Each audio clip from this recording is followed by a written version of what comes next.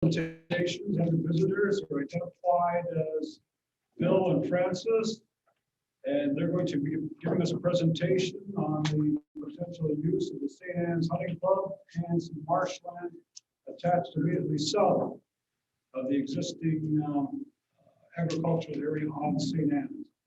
Number 32, Lucille is going to give us an update on their workshop planning session, dealing with the community structures, etc. Number 5, the Chief Executive Officer's report will be coming from James.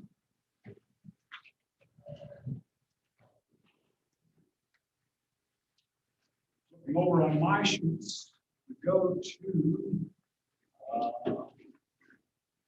there's a number of items under James' report dealing with the Ontario Regional Addictions Partnership Committee work plan and budget for 21-22. 5.2 is 21-22 community-based wellness support program, and he'll give us the details on that. There's an attached briefing note.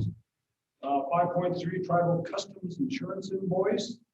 I'm surprised that we're still going with them, but we'll hear it. 5.4 Ontario Works authorization bank signers. 5.5 Waffle Island draft budget update. And there's a series of attachments there. Are there any additions? Were we going to address the education issues? We will. I did At find the that end, with you, maybe? and we can do that. We'll identify that immediately after the executive officer's report. Or we can do that as under my report. We'll get it off the table right away. 4.1, it'll be led by Marcia. It's dealing with some education concerns, specifically the day school. I have Anyone? one item, old business. One item, old business, okay. Yeah. And we'll identify that as 4.2 then. Additional items. If not, can I have a mover and seconder for tonight's agenda? Moved by Burton, a seconder, please. Second by Cody. All those in favor? That is carried. We have an agenda. I would now call upon the presentation from Bill and Francis with regards to the use of the St. Anne's Island marshlands and the St. Anne's Island Hunt Club. So please come up to the table and we'll entertain your presentation. I understand that councilors have received, except me, a hard copy of the presentation. Boy, I do that. So, as you all know, in the past 24 months or so, from what I understand, it's also been an effort of the previous council to try and, I guess, rehabilitate the assets we have on St. Anne's, specifically the Hunt Club. And we also have some ongoing concerns with the infestation of Phragmites in all of our hunting marshes. With that, I understand from James, he has sent out a number of calls, I think, for the request for proposals for the St. Anne's Hunting Club with no successful, I guess, inquiries or follow-up to be investigated by council. So with that, Francis and Bill have made an initial discussion to me or a request to me, and I referred it to James to see what their proposal was. And they came up with a very specific proposal for 2 areas. One, dealing with the Phragmites in the marsh areas directly south of the agricultural portions on St. Anne's Island. And 2, looking at doing what they can to restart and rehabilitate the Hunt Club located in St. Anne's Island, which is in dire need of repair and attention at this point in time.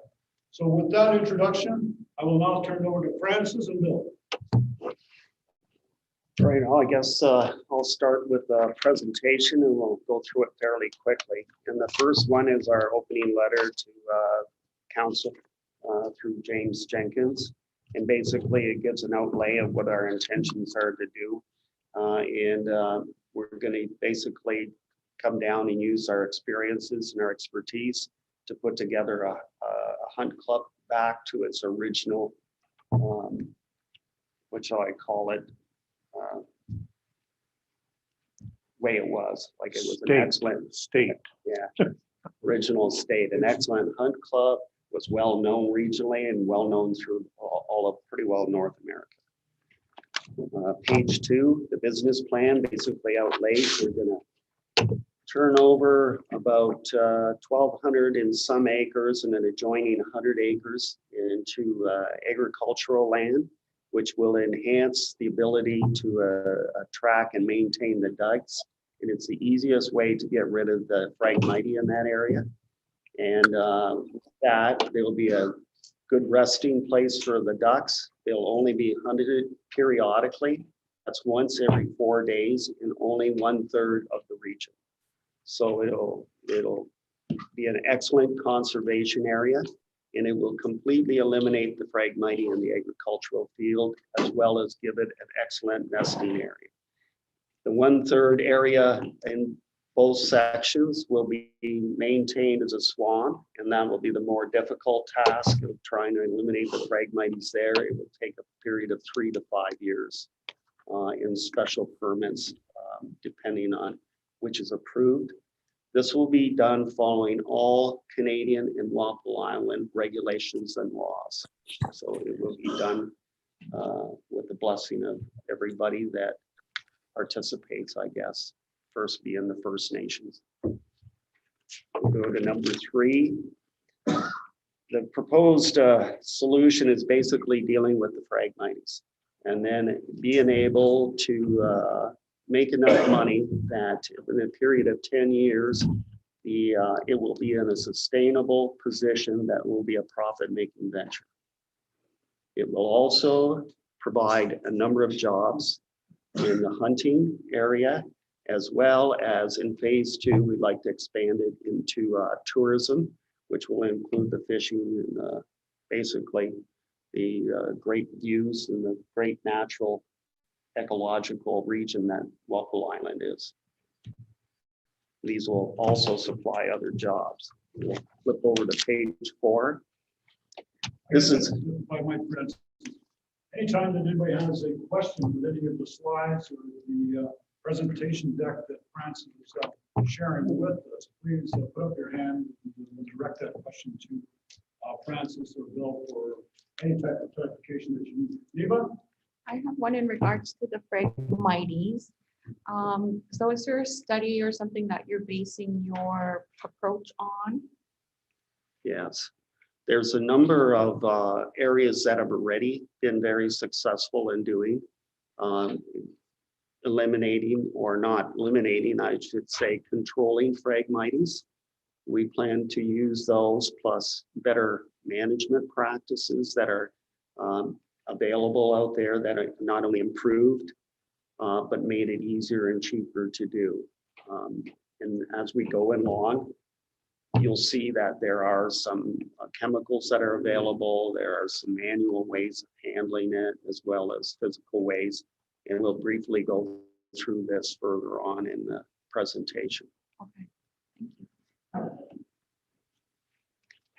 Okay, number 4, it includes an extensive list of requirements. The clubhouse, which has burnt down, has to be rebuilt. It's approximately 4,500 square feet going from the overhead satellite dimensions of the old clubhouse and the supporting shacks, the hunt shacks. The dikes have to be refurbished. The land has to be cleaned up, Phragmites burnt off.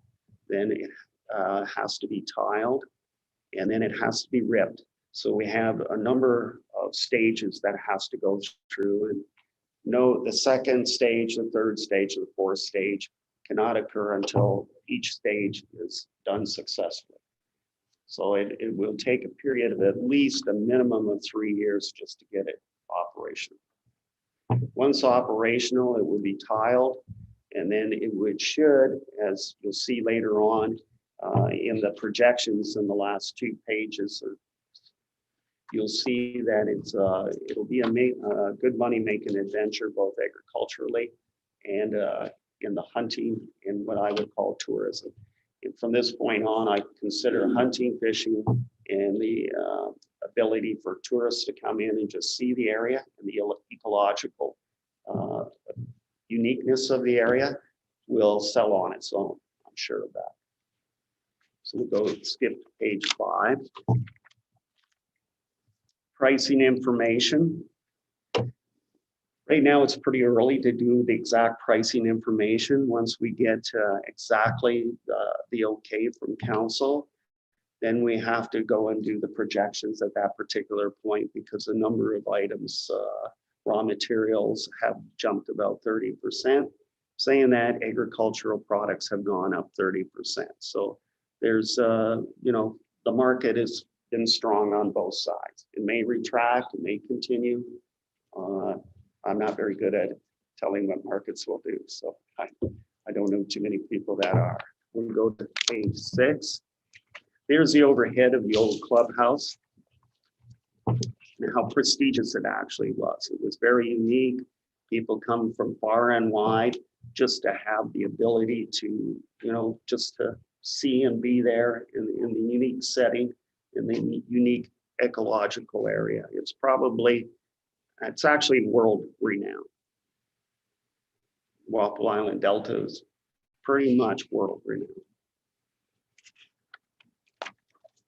Page 7 is the. Excuse me, Bill, you got a point to make? Yes, sir. Talking about the clubhouse. The only thing standing where the clubhouse was is the chimney.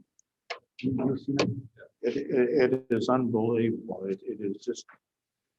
I haven't seen one like it. It's big, and it can be used very well, and you just need someone to build around it, you know, and they can do that very easily for the clubhouse.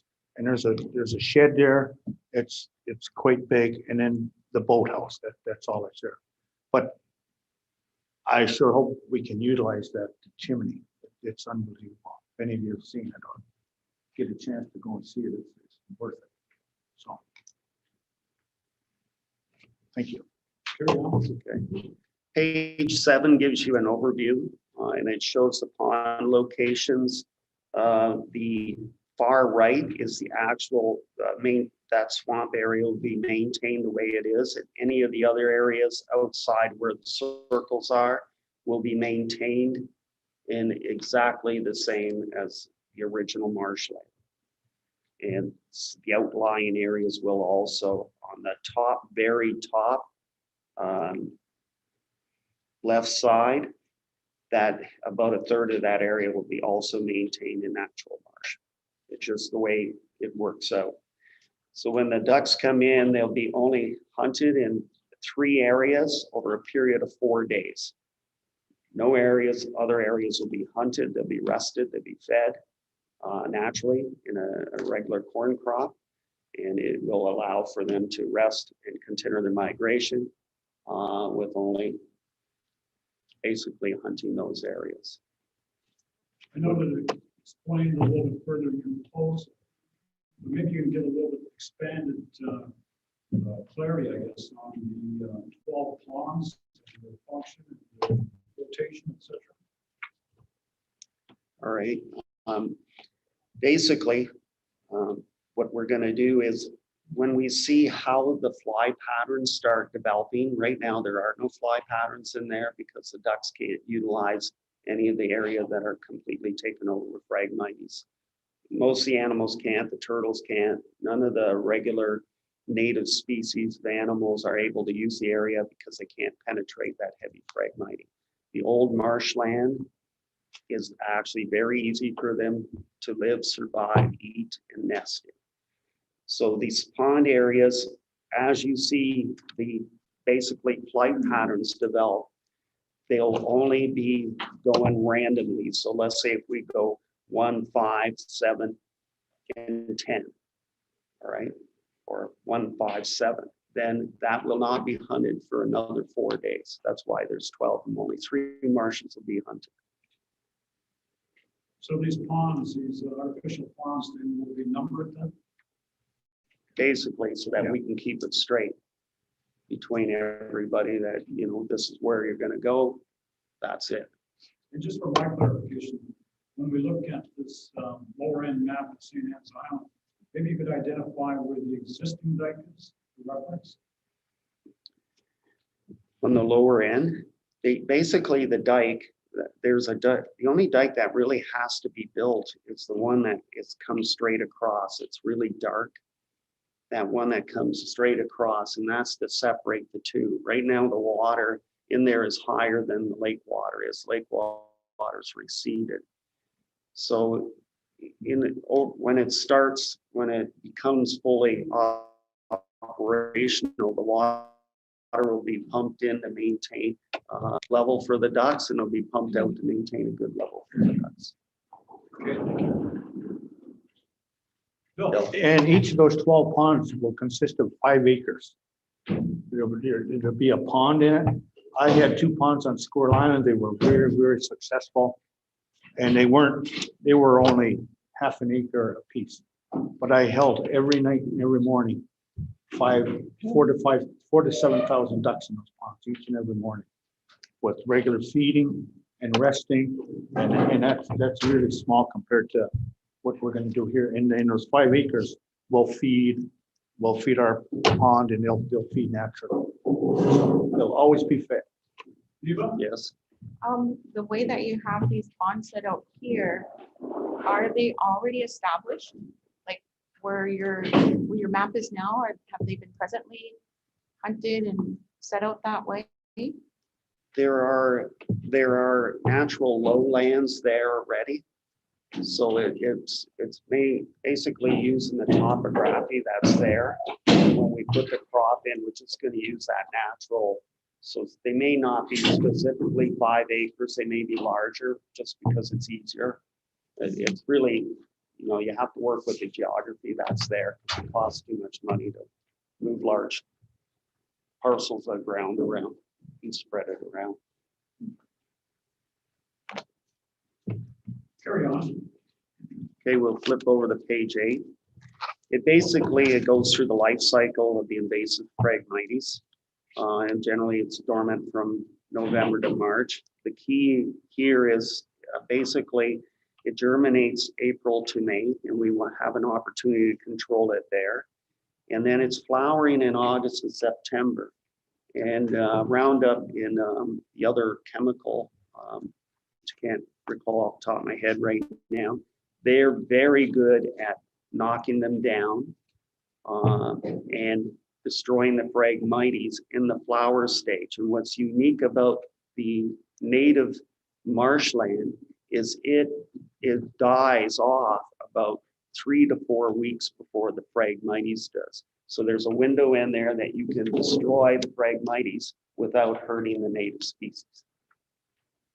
Now, the critical problem with that is how you get in there and how you do it. And that's key. And it's like every plant or animal, it has specific life cycles. And the key is to get it when it's either laying eggs or putting down seed, and you allow those seeds to germinate, and then you basically eradicate it. But you do not want to hurt the local native species. And the better way to do it is to wait patiently. Now, the Phragmites are so dense that you see where you cannot see in it and you cannot walk in it. It's actually better to do it by helicopter. And you have to get a special, to do it in Canada outside of, in the regulated areas, you have to get a special license and permission to do it and show that those Phragmites are that thick, because there's no other way of doing it. You're basically what they do is they go and investigate it, and they say the damage has already been done to the ecological system, and the animals are not there because they can't penetrate the Phragmites. So it far outweighs any type of damage to go in and control it and then bring it back to its original state. Just for the benefit of councils, and just recently arrived, we're in the process of reviewing a presentation made by Francis and Bill.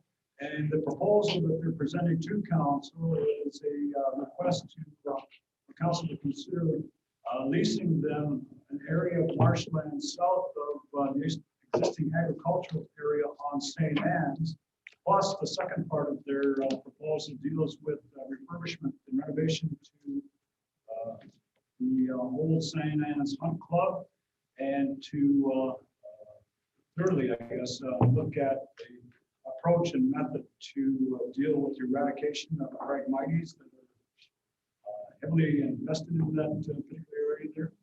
So that's where we're at. We're on page 8, going on to slide 9, I guess, on your presentation. And, that's where we're at. Carry on. Okay, we'll go to 10. Now, I think for most of people that have been out into the swamp areas, it's easier for them, but for people that are not familiar with it, it's very difficult to tell the difference between native and the invasive Phragmites. So we're just go through quickly through the next number of slides, and it will go through the coloring of the leaves. The Phragmites, the invasive Phragmites is blue-green, where the native is yellow-green.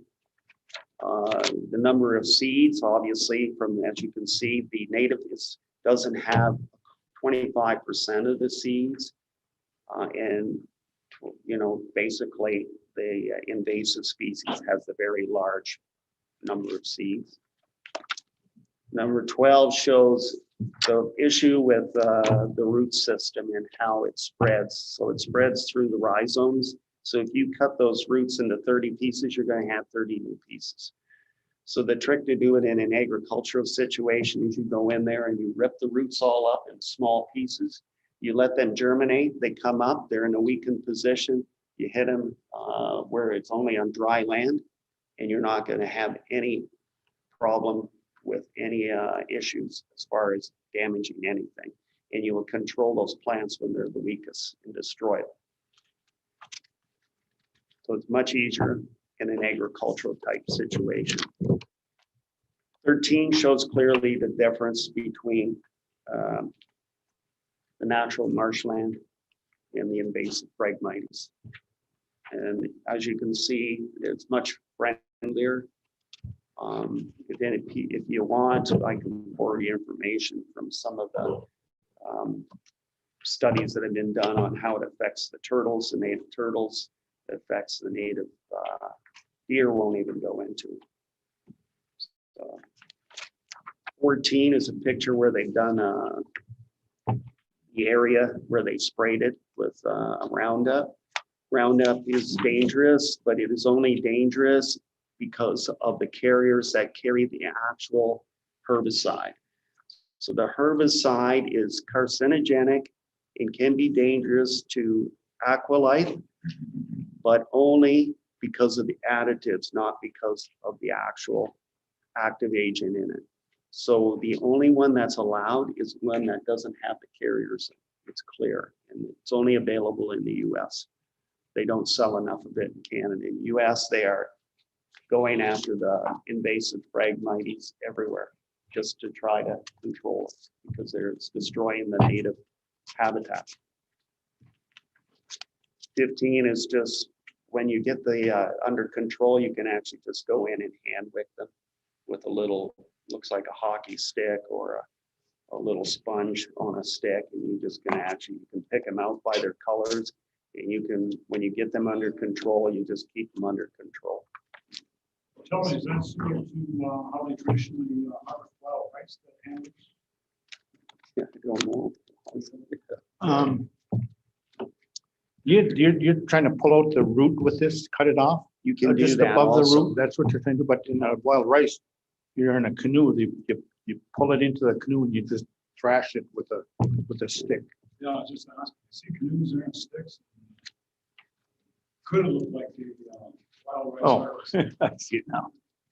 Yeah, And there is wild rice out there too. And then burning is to get it when it's first in the spring so that you can actually go in there and address it by. Some people cut them, it's very expensive, it's not effective. They just spread more. Some people try to dig them up. It's the same issue. So it's best either basically just to spray them or hand wick them. It's the most effective ways. Tell me with the, being with the hand, wouldn't that be a pretty laborious job? Oh, yeah. That's when you have it under control and you're just like taking care of the odd plant here and there that you can see clearly. So you're basically just going along and, you know, We tried a little bit of that with purple loosestrife, remember?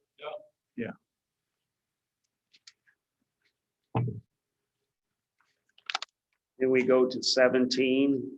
There's where they rip the roots. They'll do that in regular marshland also, because the roots are not, they're only about a quarter.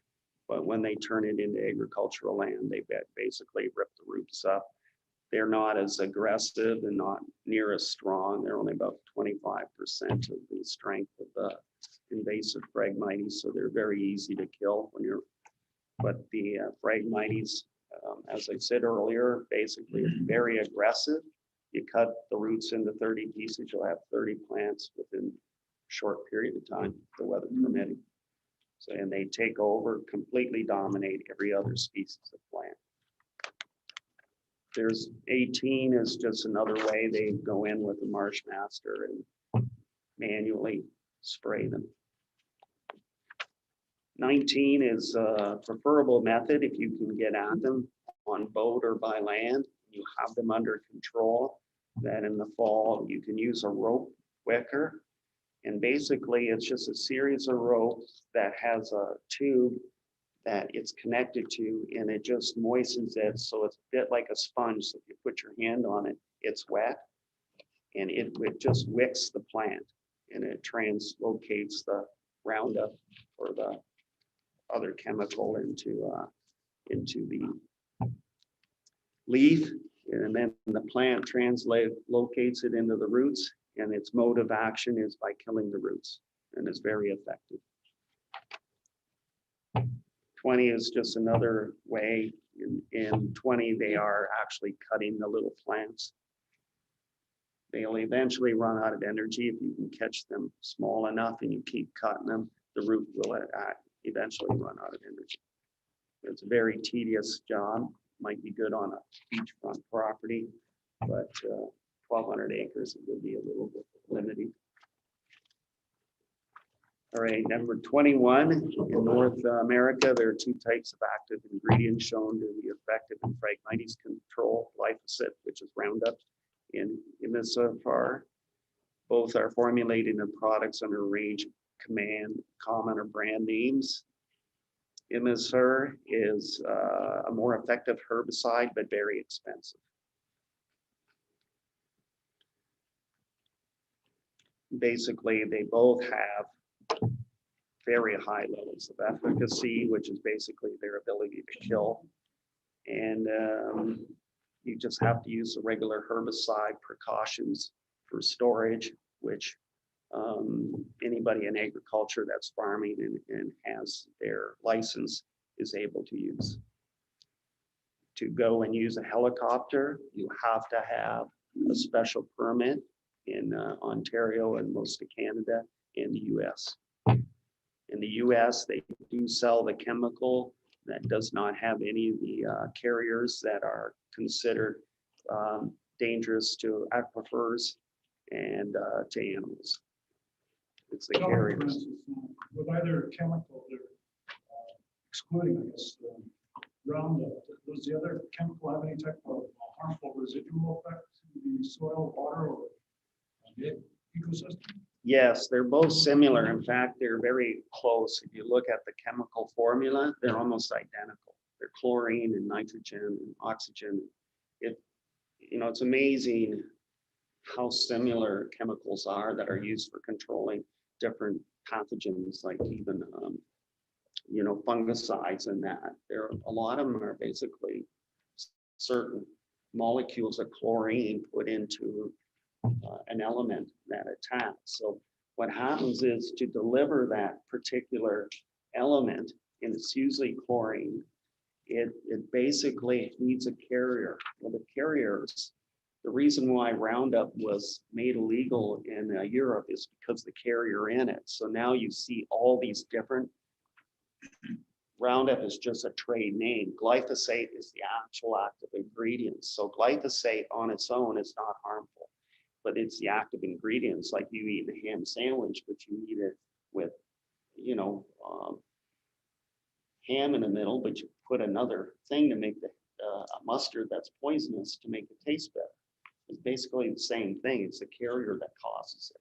So if you do the research, and the problem is when they go public with a lot of this stuff, we had a big issue with a fungicide that was released for agriculture, and I called into Guelph.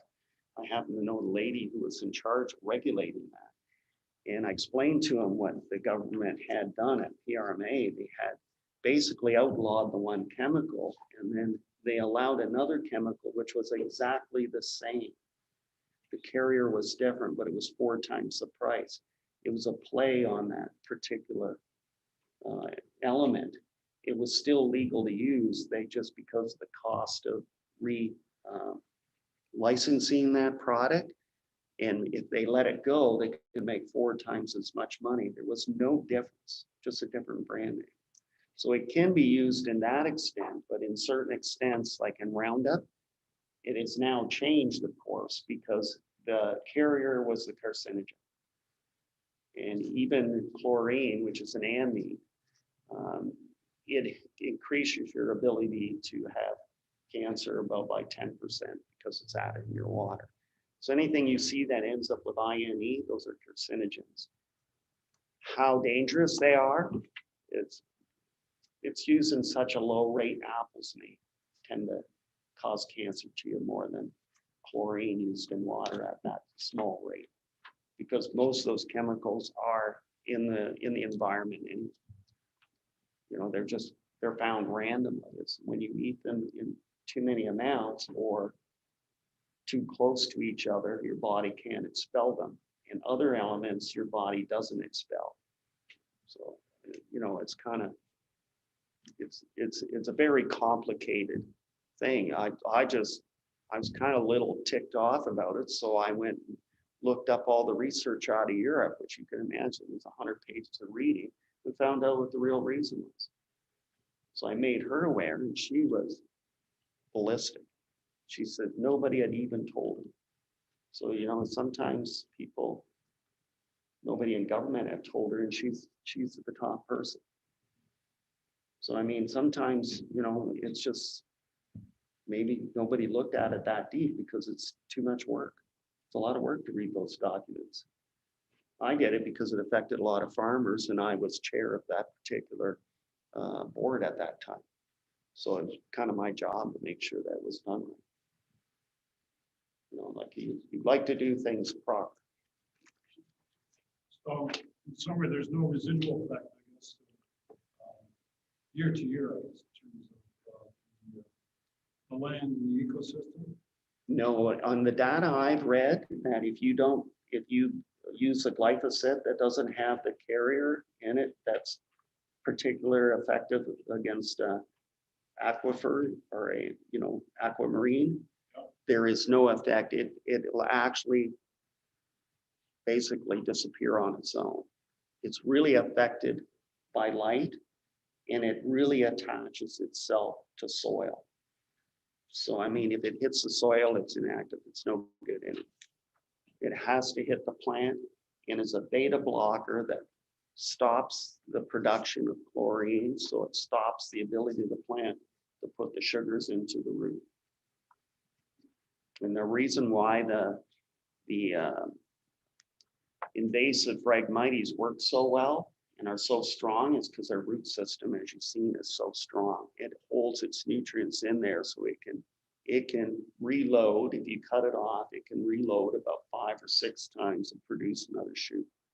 But you cut it off again, you just have to run it out of energy. And it's actually steals the nutrients from all the other plants, which basically is how it destroys them. So, you know, it's basically a contaminant that the other plants just cannot survive it. And that's why the native species of Phragmites it's not strong enough. We've seen the size and the thickness of them. You can't even drive the tractor in there Once they're established, it'll put holes in the tires. You don't want to walk in there. So I mean, it's just nasty. And it was brought here as a floral, basically, because it looked good. Brought, I think it first was seen in Montreal or something. And that's how it got established here. And then because it throws out 1 million seeds per head, it's very good at prolificating itself and spreading. It spreads real easy. You can maintain it. You can pretty much eradicate it, but you're never going to totally eradicate it because it's always going to be there in one little spot or another, and it doesn't take long. It's not managed. But most weeds are like that anyway. If crops grew as well as weeds did, we'd have so much to eat, wouldn't we? Right? If you ever tried in your garden, they come faster and quicker. They're just stronger. So the attack is the roots. Yeah. Yeah, in fact, if you cut the top of a plant down by, if the top of the plant in the root mass is equal, which is generally the case in most plants, you'll have that big of a root mass. If you cut down the top in half, you actually have to double the rate of Roundup on it in order to kill the roots, because the roots are that strong. So so it's equal to basically the amount that is translocated to the roots, and that's how it stops the production of chlorine. And it's only if you have chlorine in your system that glyphosate will affect it. It only stops that. That's why it's not dangerous to aqua life or animals on its own. I don't want to stall your presentation any further, but one last question. If this is successful, when do you think that we could look at measuring the success? Year 2, 3, 4? I think year 10, it would be at its top. And then you should be able to say, and Bill is pretty forward. Bill and I have known each other for a long time. He wants to make this as a model that you can actually take this and say, okay, this works, this is how it should be done. And you can start developing back at the hunt clubs, because Walpole was well known for that, but you'll also have a model that will make you money, because you'll be able to take that part from the agriculture, put money back into the band, and you'll be able to use that money, because once it starts making money, the agriculture land will continue to make money. And that'll be just more that's available for the people that you represent. Thanks, you answered the second question I was going to ask, is that can we use this methodology on these other marshes that we have, this bush marsh, Walpole marsh, to introduce the same type of program to attack the phragmites? From what I'm hearing, yes, we can. Yes, yes. Yeah, I think it's actually, it's kind of nice it works out, because you never know when you start looking at these projects that in the end, to be sustainable, it also has to be ecologically sustainable, but it has to put money back in your pocket. So I mean, whether you rent it out or you farm it yourself, it'll put more money back in your pocket. But if you farm it yourself, it'll actually put more money back, because that once that ground is turned into good agricultural ground, from what I've seen, the agricultural ground, if it's really well tiled, it'll produce pretty much any type of crop. Well, very well. Limiting factor, unfortunately, for agriculture in Ontario is drainage, because we get too much rain as a rule. This year might be an exception. So far, it's been pretty nice, but most of the time you get just too much rain. Well, you have seen the fires in our marshes, and there's one marsh, Romuald's. All of you know where Romuald's is. You go out to the end of Romuald's and you come to the Walpole Island Marsh there, and you look. They burned off the phragmites there. Go out there and take a look at that. You will see what these phragmites are as it burned down. Now the shoots are coming. No bird can go in there and make a nest. If he goes in there, he's not going to fly out. They can't do it. But almost all of Walpole's like that. It's just big tracks. For instance, was that yesterday we were out there? It's unbelievable. And they can't survive. But I've seen this, I had 2 little corn farms on Squirrel Island. We put a crop in there, and Frank Whiting's team come back, we had cattails every year, the farmer goes through there and do his regular springs, corn crop, he put a corn crop in there for me. It was unbelievable, but this is even 20 times. And Bradley's is no longer, Bradley Farms on the mainland. This is our chance to really bring our ducks back to Walpole Island. This is gonna be a conservation area, like Francis said, it's gonna be shot very little. We're building our clientele. You know, Walpole Island is, we haven't been on headlines lately, you know, for many years, it's for the ducks, just unbelievable. Cody will tell how the ducks used to be. We could hunt our cornfields. Keen and Ron, it was unbelievable. I broke Ron in and when he started duck hunting, and he went tolling ducks, I believe. And the ducks, his dog would run around. He was the only dog too, didn't you? Yeah, he never hunted ducks before, but got his limit every day. And you can take 2 dogs out there today, and I don't know if you can kill a limit. But we've lost a big economy there. This is really our chance to get back with Bradley's down, and we start feeding. We're holding on to the 800 acres at the bottom of St. Anne's where the black hole has always been a sanctuary. That's always going to remain a sanctuary.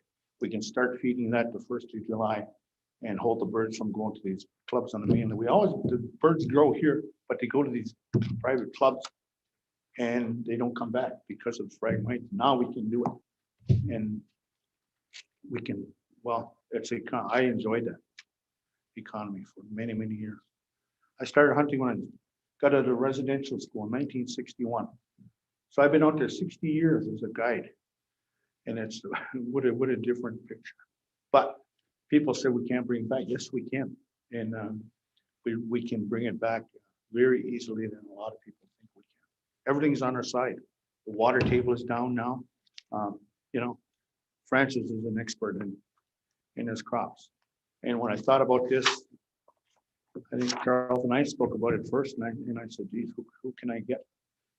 First guy come to my mind is Francis, because of his expertise. You know, I've known him and his mom and dad for a long, long time, and he is a professional. His sons also, but this is a good team, and I hope you guys give us the opportunity to do this. It's a win-win.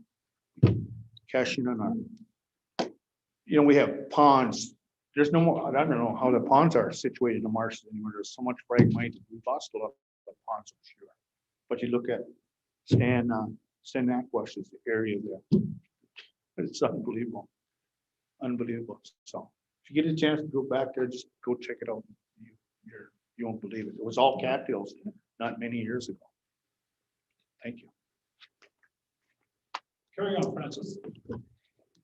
Right, then we go to 22 and it gives you cost, recovery and projected income. There's different scenarios there, so I just put them in. And basically the bottom lines change. So one's predicted at a price of 350 and 180 bushel corn. I did it on corn crop because when we negotiated all kinds of different crops for Ontario, we always use corn crop as a basis for vegetable crops and everything else. And it was agreed to internationally that that's the #1 crop grown in most areas. So your price negotiations are a percentage above that for all the other crops.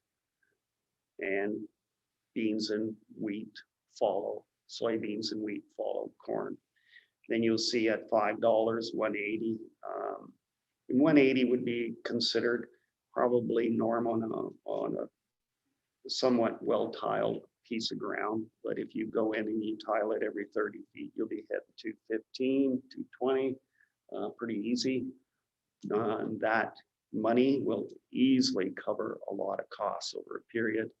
I think I got it where, and this was using moderate at $5 corn, and I think 200 bushel. It was 9.8 years complete payback. So it is completely what I call, you know, doable. And after that It's all income. Because the unique thing here is you don't pay taxes and you own the land. So you're not paying, we follow this model and we have to buy land and we pay taxes on it on top, on the mainland. So I mean, there's an extra 30, generally 30% goes to the landowner, 30% goes to, well, the difference, 40% goes to cost of production. And then the other 30% basically goes for improvements, right? Profit and improvements. So the thing is you want to get in that top because your base cost will always be the same. So if you can produce an extra 30 bushel at $5, 150 bucks cash over 1,200 acres, significant chunk of change. And it's done every year. And in that case, when you have the availability of water surrounding those dikes, if you ever do get a drought, which occurs about 1 in 10 years, you just open a hole, let the water in.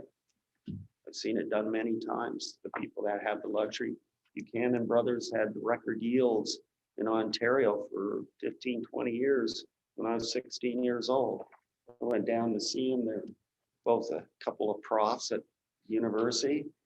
And I went down to see them and they told me they're right at the end of the Thames, right across the Thames River from Bradley's. And they said, yeah, we just open up the dike and let the water back in.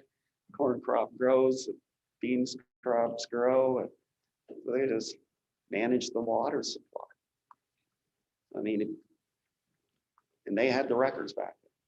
So, I mean, when you have the availability and there's food. I was in 2013 in Estoril, Portugal, and a World Congress as representative for the board because I was chair, and they've announced that at that point in time, the world was going to be short food because there's not enough water to produce the food to feed the number of people on the earth. And that has not changed. So until they find the genetics to grow food with less use of water, there's only 2 regions in the world, and one is in Africa, which isn't quite developed yet, and the other is the Great Lakes area. And you're sitting right in the middle, right where you should be. Take advantage of that. So sometimes those are just God sent, right? Manage the resources, and it'll take care of you. That's pretty much it. Okay, in terms of your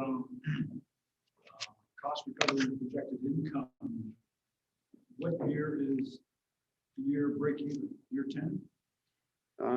Well, I got it at 9.8, some are 9.2. You generally get one bad year for income in agriculture, and then you get usually one good year.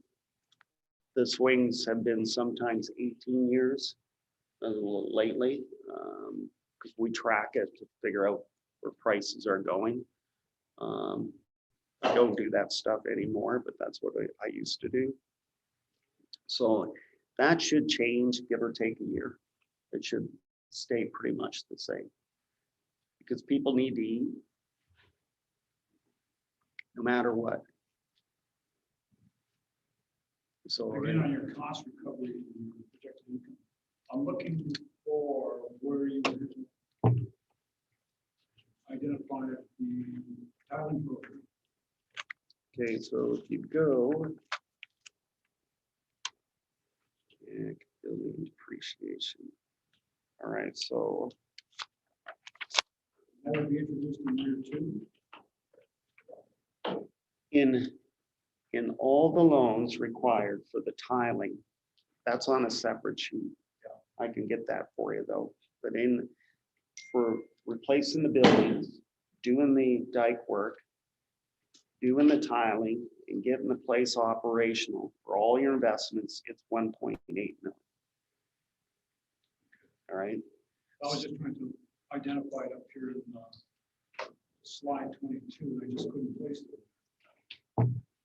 Yeah, I can get you a breakdown of that. I just ran out of space in the presentation. The more, and those numbers will have changed because the economics have changed.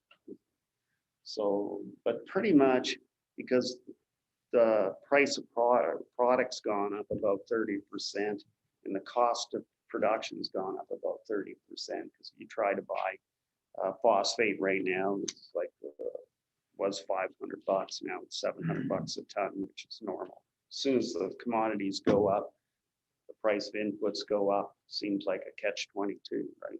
Everybody's got to take their profit. But you almost have to do fresh numbers to get them dead on accurate, and they're only good for about 30 days. 90 days in best. Yeah. Now I did cost analysis on building the dikes on the doing all that stuff. So that's all in there. That's all in 1.8.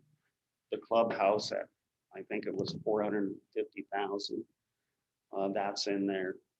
I think there was a shed in there, which I don't even think we need a shed now. No, there is a shed. There is a shed that's usable. So there's, once you add in those components, and that's buying the equipment to do the job also. So it's not leasing the equipment. Leasing the equipment, or if you have it available, that lowers those numbers. So to do it correctly, you have to kind of do an ongoing, say, what do I have available? Where is it available? I just did a costing on having it dredged. Basically what it would cost to hire somebody to come in, because I thought that was a presentable number, right?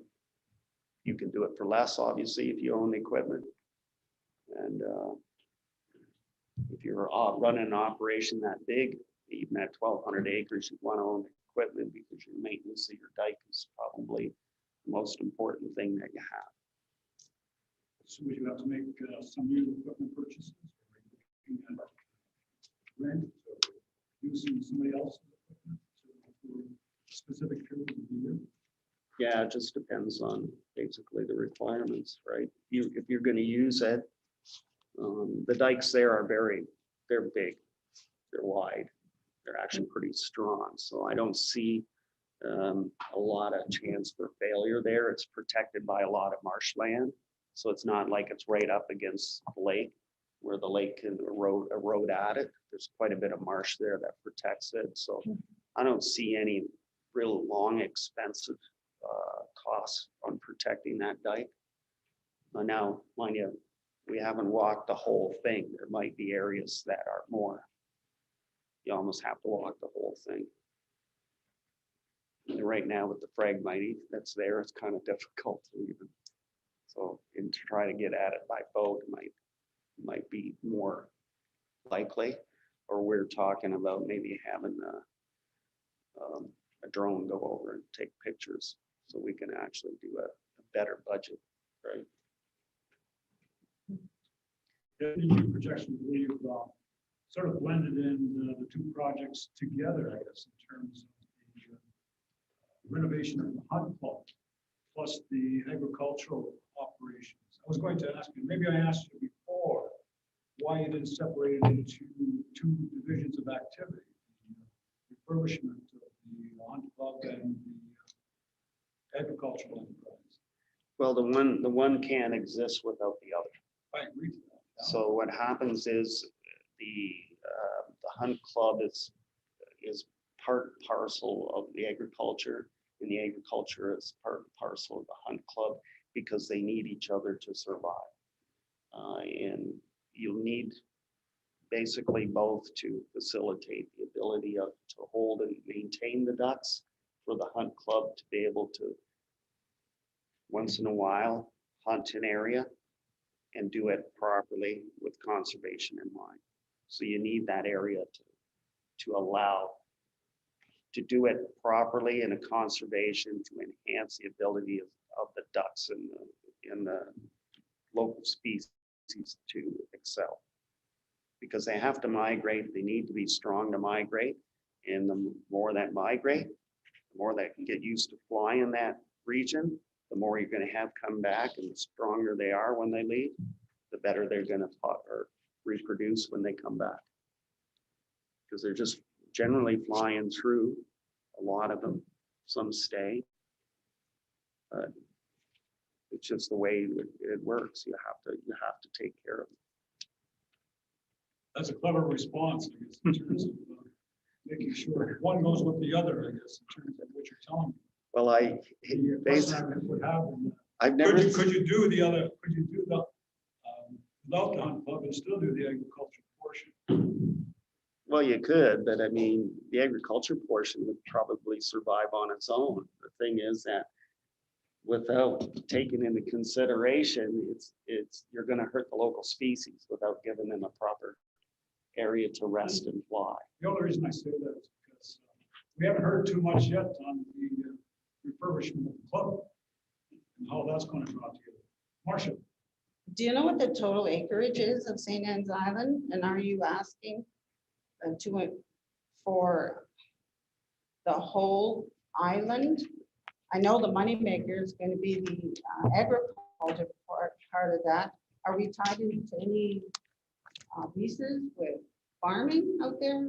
I don't know. 'Cause I haven't been on St. Anne's Island for a long time.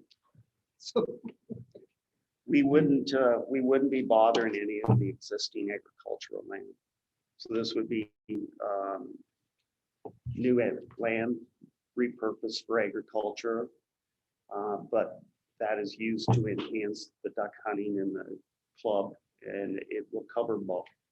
Not only that, what it does is it makes it completely sustainable, because the proceeds coming from the agricultural land will in fact pay for all the inputs over a period of 10 years. So at 3% money right now, basically you're looking at an easy math. You know, your cost of tiling is like $45 an acre. Your improvement for tiling that ground would be probably $150 per acre, in which you recover and more income for the agriculture. So it covers your tiling, but not only that, it's going to cover your building of the clubhouse. And then once that's going, it will easily sustain itself. Because we've, Bill, if you want to speak for a second, there's been a lot of interest from Detroit Athletic Club. There's been a lot of interest already from people. We have letters of support. There's a lot of people that want to see this go, because they remember those days when the St. Anne Club was at its prime. It was a prestigious, well-known, back to nature hunt club where people just loved going, and you're right beside the United States, so the people just love to travel to experience that, that setting, that hunt setting. They may not even be avid hunters, they just like to see that. We'd like to get it into a family thing. That's the question. just to come more to the point, I guess, in response to Marcia's question, that the answer is that you're looking at opening up 1,200 acres of agricultural property, which is invested right now with the Phragmites, and you wouldn't be utilizing any of the lands currently by Chagani Enterprises or the individual landowners. It would be new territory that would be opened up for agricultural purpose. And then the program of eradication set in place, and that would work in conjunction with the new hunt club. Yes. Lee, Yeah, I was just wondering, where, I'm looking at the picture here, you're proposing agricultural land north of the clubhouse? Or north of the pond? North of the clubhouse. You Yeah, know- the The dike that runs from the Johnson to the Stein. South of that. And 2/3 of the way down where we cut it off in the black hole, that area would always remain sanctuary and marsh. So I don't know where this Nye is and the Johnson is on here.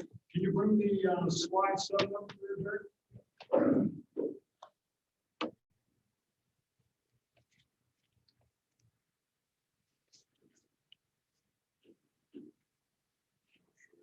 That's 6. There's some. Yeah, there we go. There's no way of rotating that, but where it says St. Anne's Island, on the left-hand side, that's north. Good to see you. And I love it south of the point there. Bottom. Can you point that out? Yeah, please do. Yeah. The area not about. Yes, so.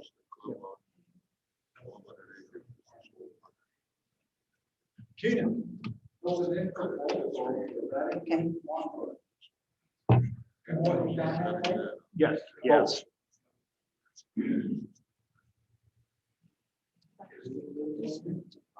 Pardon? It includes Swan Lake, yes. James? No, Swan Lake is separated. Right, it has its own dike system. Yes, yes, it does. Yes, it does.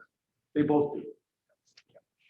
I think it'd be appropriate at this time to introduce your phased approach in terms of getting a start on things with the program initially at Swan Lake. Yeah, we've got to go first in and try to clean up the Phragmites. And once we get that done, as best as we can, then year two, we're going to make sure all the dikes. So that's all we can do this year because it's so late starting this year. So all we can do is try to control the Phragmites the best we can. And then in the second year, we'll start building all the dikes up. So we'll run it as a hunt club in the first year. What we can do, we'll try to do. It'll be very limited because the Phragmites is pretty much has the whole area in control. Then we'll do as much as we can there. And then we'll start on the dikes. Once we control the dikes, we'll put in the pumps and we'll pump down the water and we'll start to turn it into what we can into agricultural land and what we leave as the original marsh, which a lot of it already is, or can be turned into very good marsh again by controlling the Phragmite. So you've got a good part of the Swan Lake area, and you see where that dike is going to be established. That has to be built. Most of that dike is in very good shape. There's only a couple areas that are weak. And I think they were intentionally done because the water was low at that particular time, just to basically launch boats. They just got to be built up. And a little maybe better. Nobody expected the water to sit that high, that low. So it breached a lot of dikes in a lot of areas. In fact, I'm commissioner of the dike just across from the bridge there. And we had to spend a time coring it because the Phragmites actually grew through the dikes and it was like water hoses going through that wide dike. You know where that pump house is down Blue Water Line? That whole dike area had to be cored just because those things are just like water hoses about that big. And the water just, once they start going, and you know the amount of how high that water was in Snai there compared to the area that was protected. We had and then we put concrete all on the inside of that dike to protect it. So that all had to be done. And now the water's gone back down. So it's released a lot of that pressure off. But we had two major breaches on that dike. And then once they start flowing dirty, you're in trouble because that means they're starting to breach through. They're moving dirt. Ron has a point, then Bill. Here's a point of clarification is, I thought Swan Lake was under some sort of lease with the Heritage or something like that. Restoration project. I don't know if that was still ongoing or because they called the word trying to reestablish that, so I don't know if that was still in play there. And then I see these, that's like about 300 acres. And then St. Anne's is around 27 acres. Oh, right. So I guess seeing how you got it sectioned off, so that first part would have been better if you had identified roughly how many acres that is is, and then the second part of the very south, that intersects with the middle of the marsh. And then I identify, I guess, with black holes in there as well, you know, I guess some other things I kind of know what's at in my mind.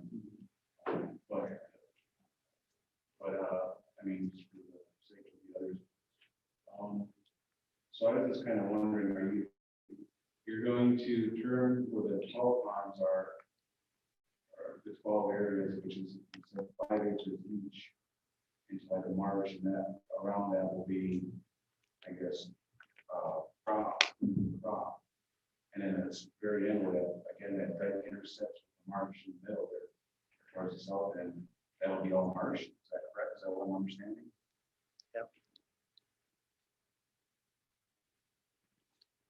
James, clarification on the heritage involvement. So that had been leased by the Wildlife and Land Trust. I would have to check. I don't believe I believe that lease is lapsed.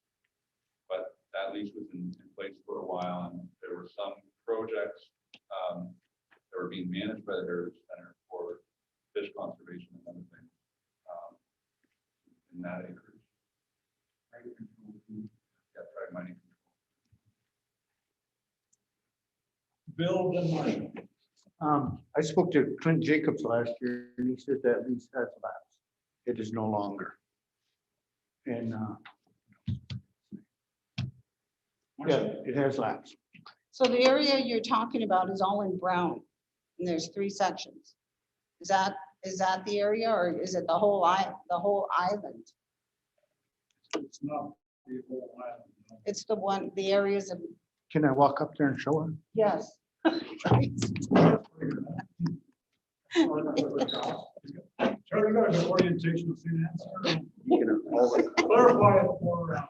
show them where the dark hole Okay. is too, Bill. I don't know how far back in plan I'm going. This is the area that I want to cut across, right? And go to cut. The dike, that's the dike. Right here, not in the pond. Already left over. That's gonna be agriculture. All right. The wrong guy. Somebody, Bill, get up there. you're fired. This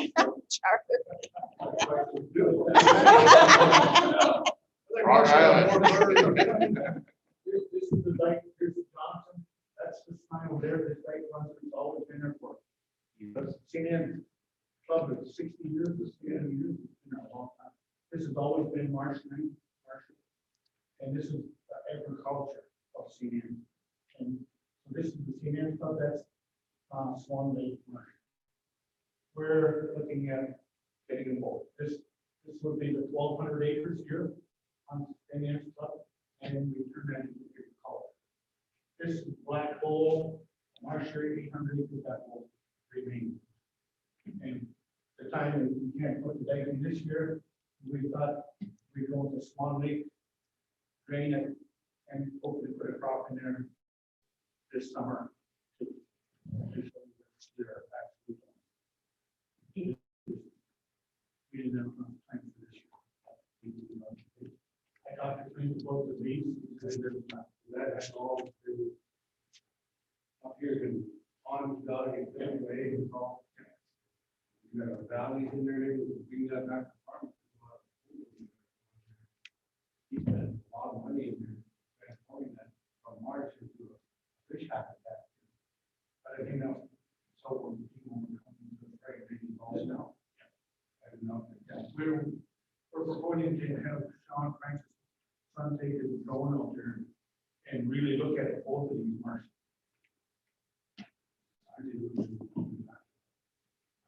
About 1,200 acres. Right in here, that's a proposal to the blue dike. And this would be more than this would be the other 800 acres. That's very deep in here. There, here. And that's the other, it's shallow. I know that. Years and deep. You drain it, you level it with your tractors and everything else. That's a lot of work. Well, it's sure to do, but we should have done something many years ago. I've been trying to do this for 30 years. And, you know, But if we don't do it, it's, you know, I guess it's not gonna happen. We lost our ducking on. We used to have over 100 guys who made a good living, educated their children. You know, it was great. It was great to me. And I'd like to give something back. This is what I'm trying to do. We can do it. Brad, you can come. Brad, if you want. But all our time.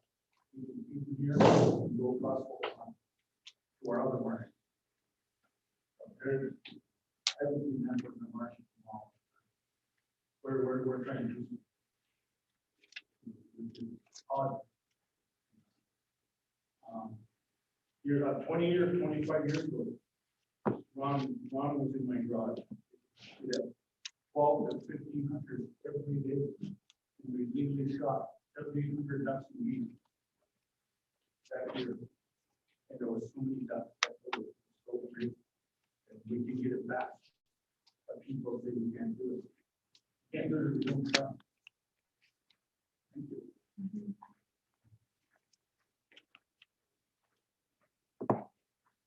Debo. Looking in the proposal, like, I'm not sure what the energy sources out there that you're going to be using, how the water is, not sure what's out there, as well as your waste management way that you'll manage that as well. And yeah, those are the three things: was energy, water, and then the waste management. Wasn't anything mentioned in your proposal about those areas? I'm sorry, I couldn't hear you. She has 3 areas of concern, and she wants them addressed. One is dealing with waste management. Right. The second one deals with power source or electrification or whatever is required to do what you need to do out there. And what was the third? The one? water. Water. Like drinking water? Yeah. Well, we'd have to tap in like everybody does at the end of the Snai. They have electrical there, where the electricity runs right across the Phoenix Island, right through the property where the clubhouse was, I believe, in Cody. Yeah. And they got water out of the Snai, I'm sure, and with filters and, you know, things, and like our trash. Oh, we would make sure it's done right. We would truck it out or take it by boat. Okay. And is there, for bathrooms and stuff, is there like a Like a- bed out there? Like or- do you know if there's like a weeping bed out there, Cody? I think there was an old septic tank. Yeah. Might need to be refurbished. Yeah. Was kind of little beat up when we were out there. But that weeping bed was right behind the clubhouse. And you could see it kind of gather water, so that some of the tiles probably need to be replaced. But it's manageable. But whatever is necessary, we would definitely do it proper. So septic systems, there are now designed very micro septic systems that are actually filled with biological products and mulch. And that drain water that comes out of that septic system is 100% drinkable.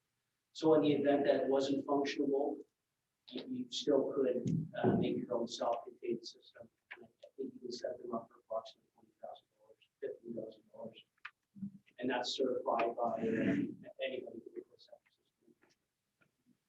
And this is Sean Dobler, Francis' son. I think I might prefer bottled water. I might be with you. We drank, our family drank out of the Snai for how many years? I don't know. Hasn't hurt you. Ever since we were young. I asked one of the neighbors, I said, is it all right to drink when I first moved on the Snai? I said, is it all right to drink the water out of there? He says, I'm 82 years old, aren't I? That's a good answer.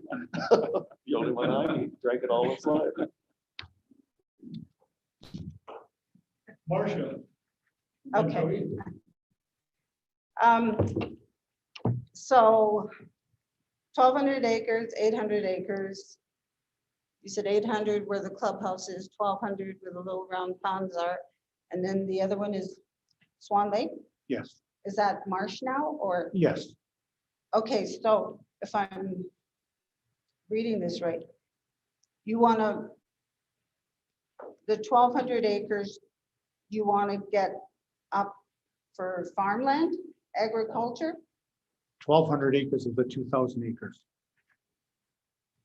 For farmland, Yes, because that's a moneymaker. That's what you're going to use to fund all the other stuff. that's going Well, on it, here. it also helps sustain the movement of the ducks and the native species, right? Like, I mean, you have to provide an area for them to rest and feed themselves. That's the most important part. So it maintains the flyways and it maintains them, when, you know, their health when they go to fly down south. So, I mean, it holds them. The ponds are the most important part of it. Right, Right, I mean, it gives them a good place to eat, a good place to rest. And once they start, they'll keep coming back to the same area. The swamp area is important to maintain so that they have their, and that's why you almost need the two sections, and they're both fairly big, but I mean, you have to be able to rest them, and you need 12 ponds to shoot through, basically. You need that 4-day rotation. and I'm assuming only the members of the club are going to have access to the ponds. it would be private, like the other private clubs. That's the only way you can control it. We're trying to lease it. But it excludes those portions that are in between the agricultural portion and the clubhouse, plus the black hole area. Correct? We would lease that also. Oh, you want to at least that? I thought. Yeah, yeah.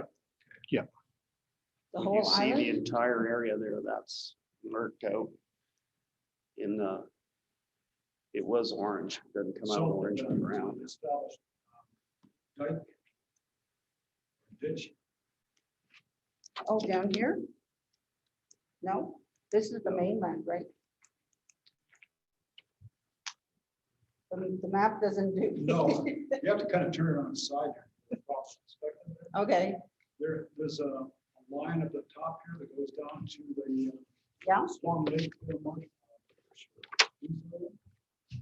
All that area is south of that. The little round circle bars we can want to these. And from where that thick line is there, at the bottom right, that cuts across, going up, that would be all new agricultural property. okay, And what they're proposing for year one is to do the small, almost like a diamond shape there, the small lake lease area. there. right. Great. How long did you say you would get before you public prior to 3 years, 3 years? yeah, to get good control of it. Go. Yeah, I like what I heard today, except for the spring. I know one of my buddies from the States, he had very large success with fixing up his dikes, flooding it, and then draining it because the fragment doesn't make high water level. Spraying it's on kind of dangerous in my ears because Wappo community, we eat more than ducks. We eat the fish in there, we eat the frogs in there, we eat turtles on there. Sometimes we eat some mosquitoes when we go too far in the bush. I don't want to be eating poison when I'm, St. Anne's Island feeds a lot of us. I do ice fishing out there, I do a lot of duck hunting out there, and I think that might be a little healthier way to go for the community is to do some natural rehabilitation. Chemical warfare out there is a little too dangerous. I know from experience, I took horticulture, I know the values of the dangerous chemicals and what it can do to the human body, and it really destroys the wildlife. A lot of the areas that have been introduced around them, we don't see any leopard frogs there in those areas anymore, no more bullfrogs. The mosquitoes get out of hand, a lot of our natural, protective critters that save us from these bugs are being destroyed by that. So there are other ways to look at, getting rid of the fragmites, and that's one of them. Is to fix the dikes, flood it, drain it, flood it, drain it, get them out of there. Might be a little more elbow grease involved, but it's a lot safer. Additional comments? Marcia, Lindley. When did the clubhouse burn down? Last summer, I guess, or there was a crew out there working on, September, I was up there, September burger. in September that was. Whoever they contracted to go up there and tear those, all they did was excavate the building in one big pile. See that? James, do you have a report on that? In terms of the clubhouse, Clubhouse, yeah. so we had an assessment done of the building in terms of which ones were salvageable. The main warehouse building and the power shed were salvaged. But as was mentioned earlier, well, they were left and the rest were demolished. The rest of the building. And also, we're going to consider doing this for a private pub, we should really be thinking about that. Public questions, everybody else needs to survive. During the starts, walk through first question, then Bushmarsh just caught on fire. I got there. It might be the first time in 20 years we're going to see something. It's hard, but kind of wanted to do this. Consider all the other people that do those public marshes. So I was asking for a 3-year program. We take the see some kind of result. And I think, from what I heard, I guess that's the intent, to be successful here. Certainly this methodology or this method can be used in other marsh areas.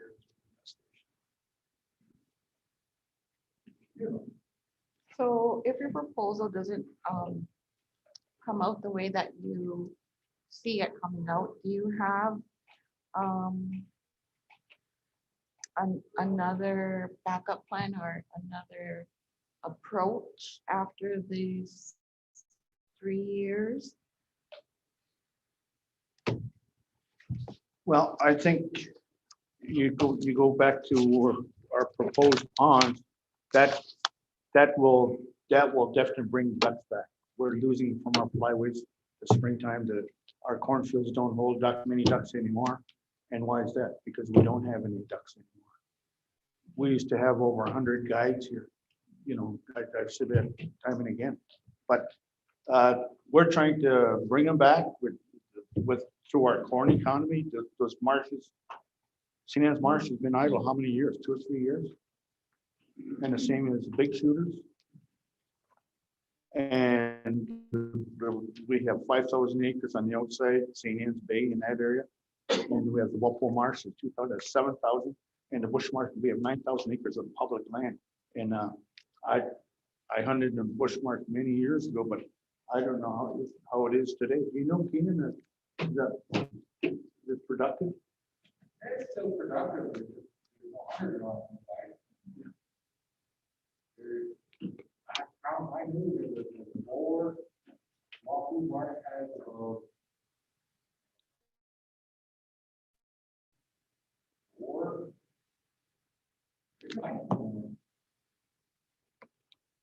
And you look at our permit sales, that'll tell you how many hunters we do have. Does anyone know what last year's permit sales were? Or 2 years ago, because no one hunted last year. I think it was around 20,000 or something like that. Or 30 maybe at the most. It goes around 40,000. 40,000. And our permit sales used to be 400,000 for the daily permits and the license. So again, if it doesn't work out as intended for what you planned, do you have another plan? Or do you have another approach? Well, I believe it's gonna work, but Walpole will have 1,200 acres of crops that they can cash in. But it's going to work. It's, And how are you and going? then I won't have a job. And do you have criteria? Do you Pardon? have criteria about how you're going to evaluate your progress from today to 3 years from now to 6 years from now? Like, do you have an idea of how you're going to be able to evaluate and show us how, like in numbers Yeah, or I math or what are I your will be able to methods? do that. I have a very big interest in my customers. Detroit Athletic Club, LL Bean, Boston Whaler, they all hunted here years ago, all of them. It was unbelievable. One year I had 1,760 customers out of my garage. For many years I did that. And 2 years ago when we could hunt, in 2019, I think it was, I had about 60 maybe. But how are you going to evaluate I keep a record. your ducks coming in? Like, is there a reference point now, like a baseline that you can start from on what the flyways for right now, what the ducks are that are coming in right now to maybe a year or next year or something? How are you gonna keep record of that? Through my books, but Bill, I just sure. So I think at that point, that's beyond anybody in this room, right? At that point, you're looking at contracting some sort of ecological or bird monitoring service. I don't even know where we would start on that, but I think it's not a bad idea. But for anyone in this room to say that they can judge birds, I'm sure there's people that are a lot better than me, let's put it that way. But I think if you do want to do that, you want to remove any subjectivity regarding that measurement. And I would recommend just myself that it would be a third party if that's something that you choose to do. Keenan, then Lee, then Marshall. I was just gonna say, I've been a part of that, I volunteered for those organizations before that. So it actually happens on St. Clair every year, twice a year. So they look at fall migration, they look at spring migration. That happens automatically. So as far as I know, it's under the North American waterfall migration. Something. There is an existing organization I've had contracts with them before. So they do aerials, but basically what they do is they give you numbers every year. So you have an idea whether that migration goes up or it's down, that kind of thing, right? You get a sense of data. It is a little long. That's good to know. That's the way it is. Okay, Lee. I think, so we're bringing, doing this work to say now, we're bringing ducks to that side of the island. You know, the reason why we don't have corn ducks in our cornfield is because we allow the farmers to till the pump. Can't do that, corn is still underground. And like I said, if we bring that, it just seems like, and it's not all about just feeding them, because the rest is the weather. Look what the weather is like at the beginning of that season. It's still 80 degrees. You know, it's a little part of what's going on in the world too. That's lack of weather, the great weather. We all know one ducks can't go up there at 80 degrees. You know, so let's try to lay everything on the table on what is really going to bring. This one, yeah, I don't know if that's time for there, but there's what about Walpole Marsh? What about Marsh? Those are things that we should be considering. So I don't think it's all just about bringing ducks to that one part side of the island. It's everything that's going on here. Look at our sanctuary. I remember when we used to pump corn in that thing. That doesn't happen anymore. So it's a lot of factors building up to why there's not ducks here. But I'll just It's called an overall plan. So thank, Marcia, go ahead. no, Marcia, go. Okay. Would you be, I guess, agreeable or take into consideration maybe mentoring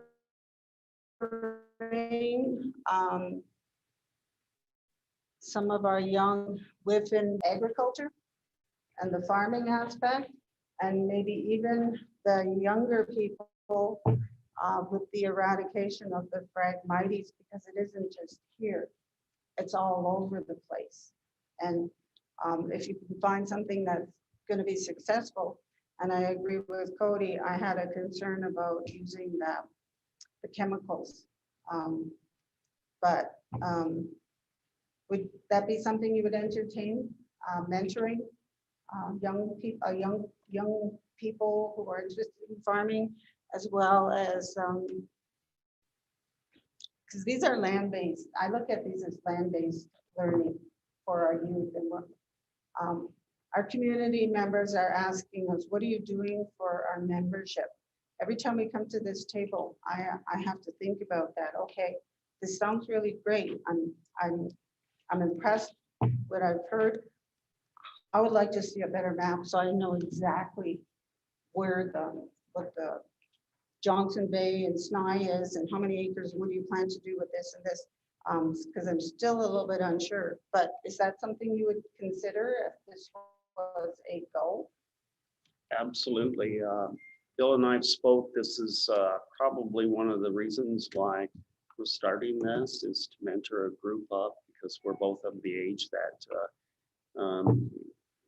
if this isn't taught and passed on, that type of agriculture has always been one-in-one with nature, and if you don't do it that way, you're in trouble. You're not going to succeed as an agriculturist, and you're really not going to succeed as a human being. So when you get to a certain time in your life, you have to pass on that knowledge. And we've worked a long time together.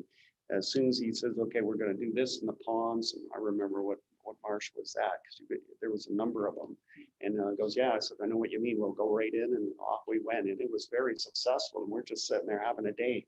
It's not work to us, really. It was just, and then you try to pass that on, but for some reason, if people don't adhere to that, and that's where I think yourselves as leaders, if this proves out, and I'm sure it's going to, all right, and we will adhere to any wishes of the council rules, all right, absolutely.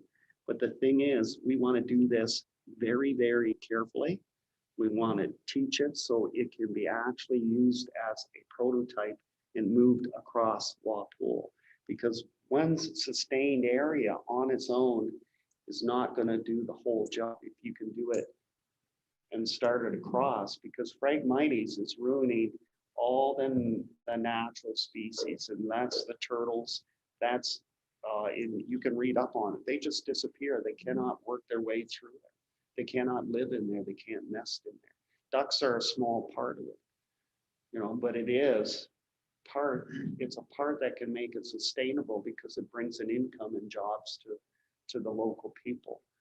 So we have to, as far as I'm concerned, follow Canadian regulations and Walpole Island First Nations regulations, which I'm assuming are going to be fairly dovetailed together. And that's with every aspect. We want to make this clean, easy, and taught. Okay, Lee. The mentoring, that's a great idea. Will it create employment for community members? Yes, it will. Be a lot of jobs for people there. Yes, it will. Bill, Um, did you have your hand up as well? Go right ahead. Go right ahead. Just a comment or a question, I guess, in relation to Cody's concern, I guess, is there been any, maybe the heritage centers, and any reference as far as environmental assessment for that part of the territory, and in relation to a baseline reference? That's the question. Is there anything on the books like that? It's a good question. You're familiar. No, I'll wait my turn. I know there have been some general assessments for the marsh areas. I'm not sure about saying. We are looking at a project this year where we'd be looking at a marsh management plan that would give us a bit more of that kind of data. There hasn't been the kind of environmental assessment you would see before major land use change. I'm not sure if you know. Yep, there it is. Oh, okay. And Heritage would have the assessments from here, and then they also have assessments from Mitchell Bay area. So that's like the before and after. And I've done one of these myself. So I've done the same thing where I had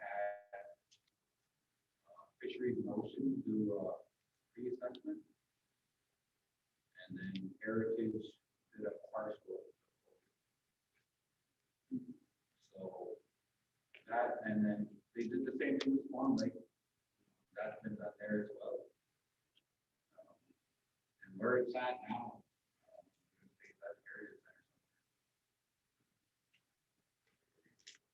That work has been done. Did you have additional commentary? Yeah, it was just, it's been kind of covered, but it goes back to the topic of only good for St. Anne's, so this portion.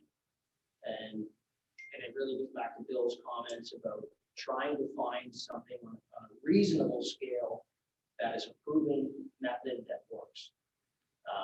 And it goes right back to why we're not starting with this big massive amount of land and pretending like we know it all. There's going to be learning curves. There's going to be things that we find that work very well and some that maybe don't work. We're going to have to adapt. To touch on the chemical concerns, which is very valid.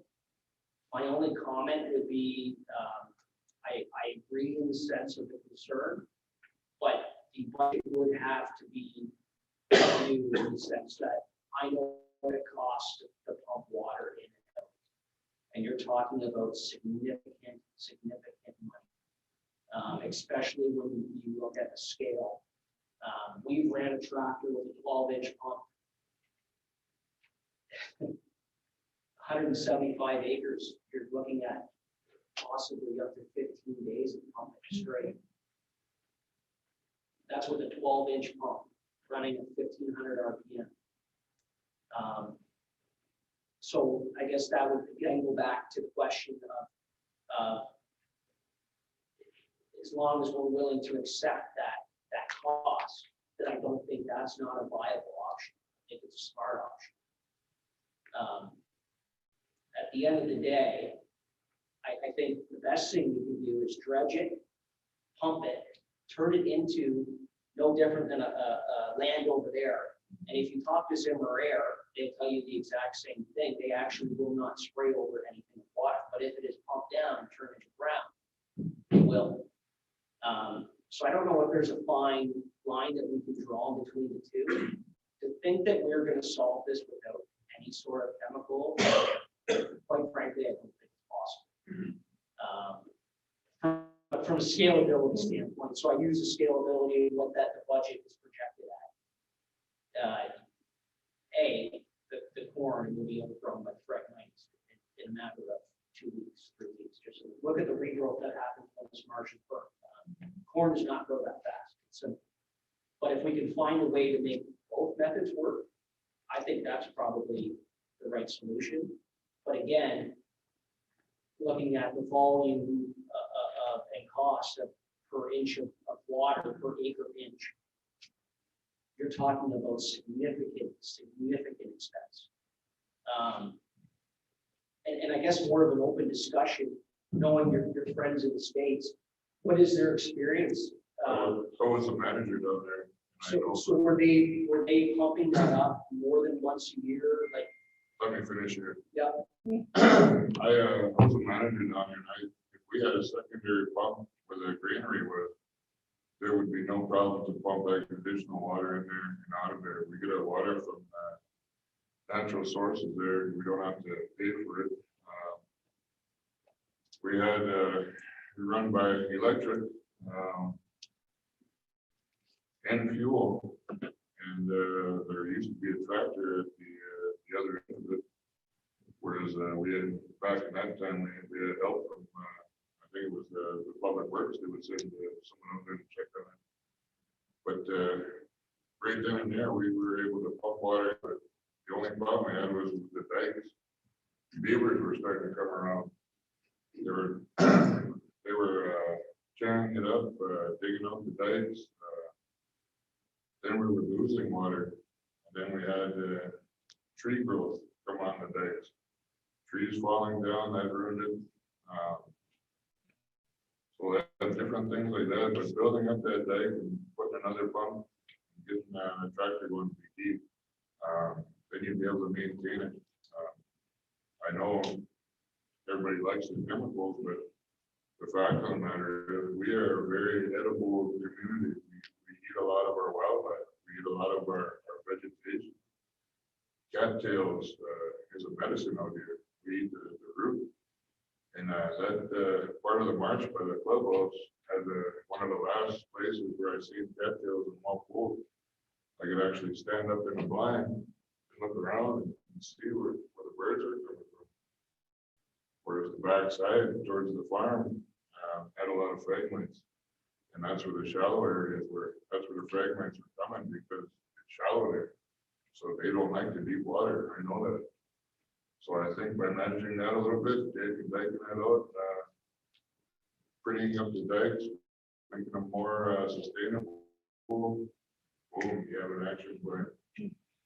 I know for a fact because I was a manager down there. I know that marsh like the back of my hand. And I even know there's a couple of secret ponds that I found by mistake. Just going for a little wander here and there. Those ponds were very deep and very giving. They produced a lot of birds. So when it comes to St. Andrews, we do know a lot about that marsh. I lived in there. I hate out of there. Okay, some final comments. I want to draw this to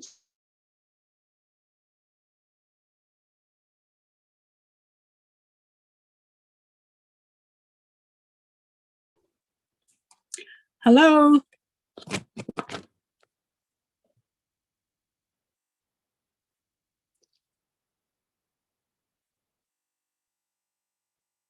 Hello.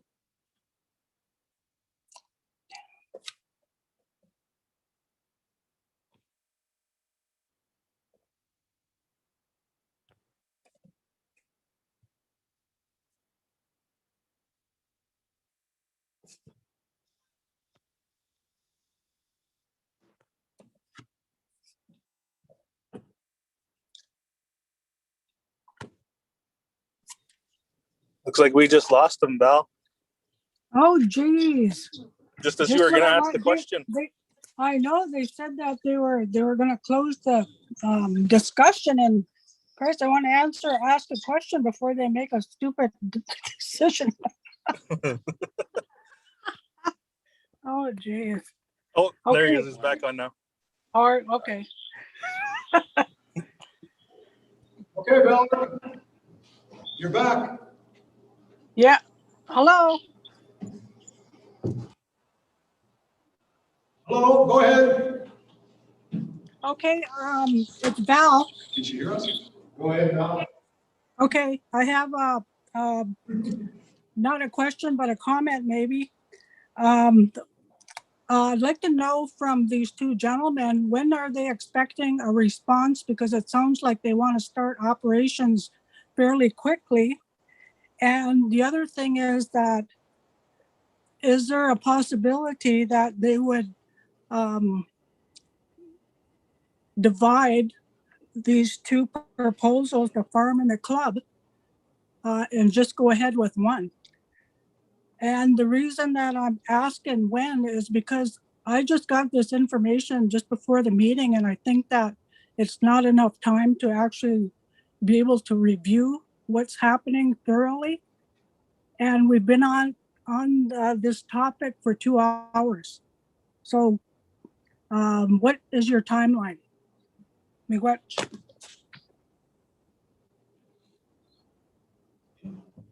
I guess I'll first respond there that I've been discussing this with Bill and Fran for a number of days, and we've been in the process of trying to shrink down the proposal from, what was it, 32 odd pages at the start there, to try and get it down to a reasonable presentation here. I acknowledge that the discussion is going long, but I think it's a very important discussion that requires a lot of input and thought by the council members here. And the way I'd like to proceed with it is to pass this off to a smaller working group to finalize and identify some type of lease agreement. It's going to be some type of hybrid between an agricultural lease and a hunting lease. So we're going to need some creativity, I guess, from Arlene and search of our existing leases to come up with this hybrid, and to work with Francis and Bill and others around the table here, whoever wishes to participate on this agreement, to see what they can come up with, because the agreement is necessary to go forward with it. I think we all recognize that we have a huge problem with Phragmites, and we have to take some type of action to combat it. So I would like to conclude this discussion and propose that we form a working group to sit down with Francis and to do our best to come up with some type of agreement, give them a time frame, and to report back in a very short period of time, and to see what the direction of council is at that point. Okay, thank you. I'd like to sit on that committee. Did you hear me? Val would like to sit. Oh, she wants to sit on it. Okay, very good. Yep. Yeah, I was just thinking the same way. I was thinking that we table this and we strike a Marsh committee so that we can start dealing with all issues out there.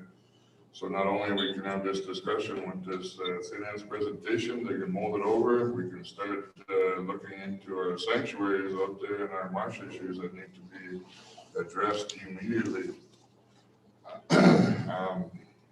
There are a lot of concerns out there, and to bring the hunting back to where it was 25 years ago was the last time the sanctuary was touched. So I think this is an eye-opener to our hunting and fishing, and we need that committee going. We need to do something. Go ahead, Ken. Just point of clarification, I'm just wondering, why are we going outside of the standard process where we just post these? The only reason why I'm asking, I just know that there's still another group that's interested in St. Anne's. There's also another group that's interested in Swan Lake. So my question is, why are we stopping posting? I just want point of clarification. And we addressed that before you came in. I'll let James address the attempts, I guess, in terms of the number of times we had requests for proposals out, and there was no responses. And I think that there was the approach made by Francis and Bill to utilize that property out there with a very unique approach. So, James? Right, so there was an RFP in the early summer, and there was only one bid that was received. And that bidder actually brought another proposal to council, and in both cases, the bid was rejected. We haven't had an RFP since. So I mean, there could always be the direction to issue another RFP.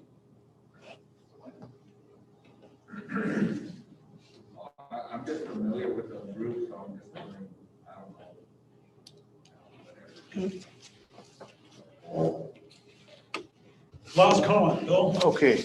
I went to Gawning last spring and I asked Mel, I says, can you do me a big favor? He said, what's that, Bill? I says, can you put a crop in our sanctuary, the Jason Ford Sanctuary? he says, and I went to Dan also. And he said, it's a good idea. And I went to Lyle and they did put a crop in there. And the water wasn't put into the sanctuary, it was in the fall. So it was there all winter. And there was thousands of ducks in there. I invited Lyle out there and I'm sure Keenan was out there observing. Thousands of ducks and geese. And that is what we're proposing to do over there. And that's just a little, very small section we're doing. But to me, that was a huge success. And I invited counselors out there and just couldn't find the time, I guess, but it was a success. Did you go and see that, Keenan? Yeah, I did. It was good up until somebody shot it. That's been the problem every time. Well, that's, There was literally 30,000 ducks in that thing. And then our own shot it up. It was all bruised within 2 weeks. and like I said before, we need rules and regulations for ourselves. I've always said that. You know, someone, you do something wrong, we need penalties. We need rules too. That's what I'm saying. Fair enough. I'm going to ask that a group of 4 or 5 individuals be struck to work with Francis and Bill to prepare, along with Arlene Dodge, a leasing agreement to cover the proposal and to report back within 14 days to show us what they have and to explain to us what they have in the lease agreement and to bring it before the council for a yay or nay vote, whether we go forward or not. Nay vote. I would actually like to see RFP go out to community members to be fair in this process, because it seems like if anybody comes here with an idea, we set up a task force and then go and help them. Sometimes it takes time. It takes a lot of time for different people. And if Keenan has mentioned there are interests from other members to put forward a proposal,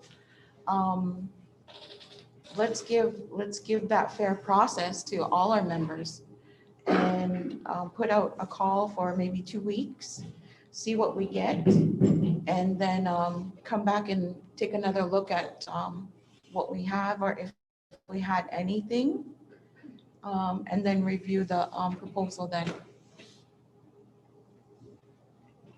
I guess to be fair, then it would have to operate, the call for proposals would have to operate under the same terms of reference. It would have to incorporate the use of marsh as agricultural property. It would have to include the hunting area, I guess, by identifying ponds. It would have to include all these things that have been identified by Francis and Bill to balance, I guess, the use of that property, because they're presenting an idea and covers a certain amount of acreage there. And I think that's only fair to them. Marcia. So the farming is going to, that revenue is going to help with the infrastructure, building back the infrastructure. I understand that. So I'll ask the question, is there going to be any cost to the First Nations other than us entering into a lease for that property? Good question. Francis? Well, at first, probably not, but if the clubhouse would be expected, I would assume that maybe there would be a loan available, if that's possible. If not, we'll have to seek financing other places. But it would be good to see the seed money there. And then once that's there, then that has a short payback. So then after that seed money, saying that if to be honest with you, there's enough money to be made off there agriculturally that you should maybe look at it, running that part. To me, if I were you, that's what I would do. But saying that, it's not a requirement for us to go ahead. But we think that it's better if it was done and maintained and you guys actually get the income. Because I really don't need it. And Bill and I, like the hunting area, we work together. The agriculture, I have my own operation. It runs well. There's good money to be made in it. And I think you guys deserve to enjoy it. But that's a decision you as a council make. Okay, Okay, thank you. James? So I think the proposal goes beyond the RFP process, because in the traditional RFP process, you wouldn't normally see such an extensive land use change. So it wouldn't necessarily be proper to say, okay, let's submit an RFP now with the terms of this proposal. It sort of spoils the RFP process.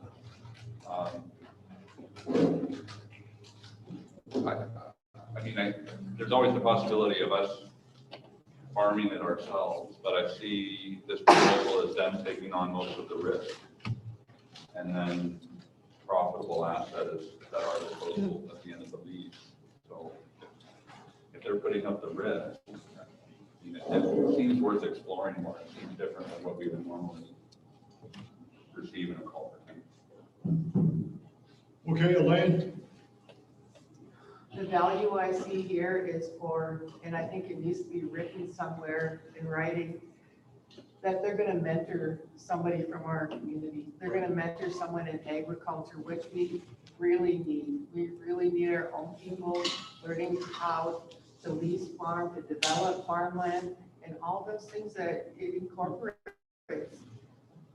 That's, I see the value here. Like, and I know Phragmites, I don't know how much wildlife can actually live in Phragmites. I don't think hardly anything, but I think the valuable part of this proposition in agreement would be that we have a confirmation from you to say that you are going to train, help us mentor and train someone in an agricultural part of the whole operation. That's what I see as valuable. Yeah. It's fair that you comment on our farm operation, maybe the last 10 years of how many people in this community we've employed, and maybe some of the people that are now working for Taconic that have been developed at our farm. Well, like I said earlier, in life, I believe in mentoring people. So teaching is part of whatever. You know, we've been fortunate. We've had people from Walpole that worked on our farm, and proudly so. When they were done, they could work anywhere and be stand-ins. You know, the ability of people to move forward and take on tasks and do better is really just opportunity, because the minds are there. It doesn't matter. You know, I have people from offshore, from Jamaica, that come in. There are people that are highly trainable and they've worked for us for 30 some years. Some have retired already from the farm operation. When I was young, they started with me. And like I said, we were fortunate because we were able to get some young people from Walpole that were really good. And, you know, I really told them, I said, you know, you got to go. You're too good to work here. Like, go somewhere else. Like, you can make a lot more money. And, you know, that's the way life works. So to me, to mentor is just the opportunity and the person that's willing to learn. Everything else is there. The capability is there for anybody, anywhere, at any time. There's very few people that are incapable. It's just the want to. So for me, that's what's required. I have no issue with it at all. I guess the way I see it is it's opportunity. It's here, I guess, in terms of job creation for our people through working with Francis and Bill in terms of looking at the diking operation, looking at the continuing farming operation, and more importantly, I guess, doing something to revitalize and to rehabilitate our marshlands, to do something against phragmites. If it works in this particular area, we can take it to those other areas to duplicate on like a template basis. That if it's successful, we'll know by year 3 whether it's successful. And we can work something into the clause agreement that there'll be a review process in year 5 to evaluate the effectiveness of the program. If it's not working, then we'll, I guess, re-gauge our relationship and maybe look at other options to do those same things. We do have a established task force, and for the sake of other words, I guess it's task force, and it was working on the Big Shooters Hunt Club proposal. It includes Neva, Keenan, Lyle, Cody, Valerie, and Tyler. I would ask, are those individuals interested in taking on this task?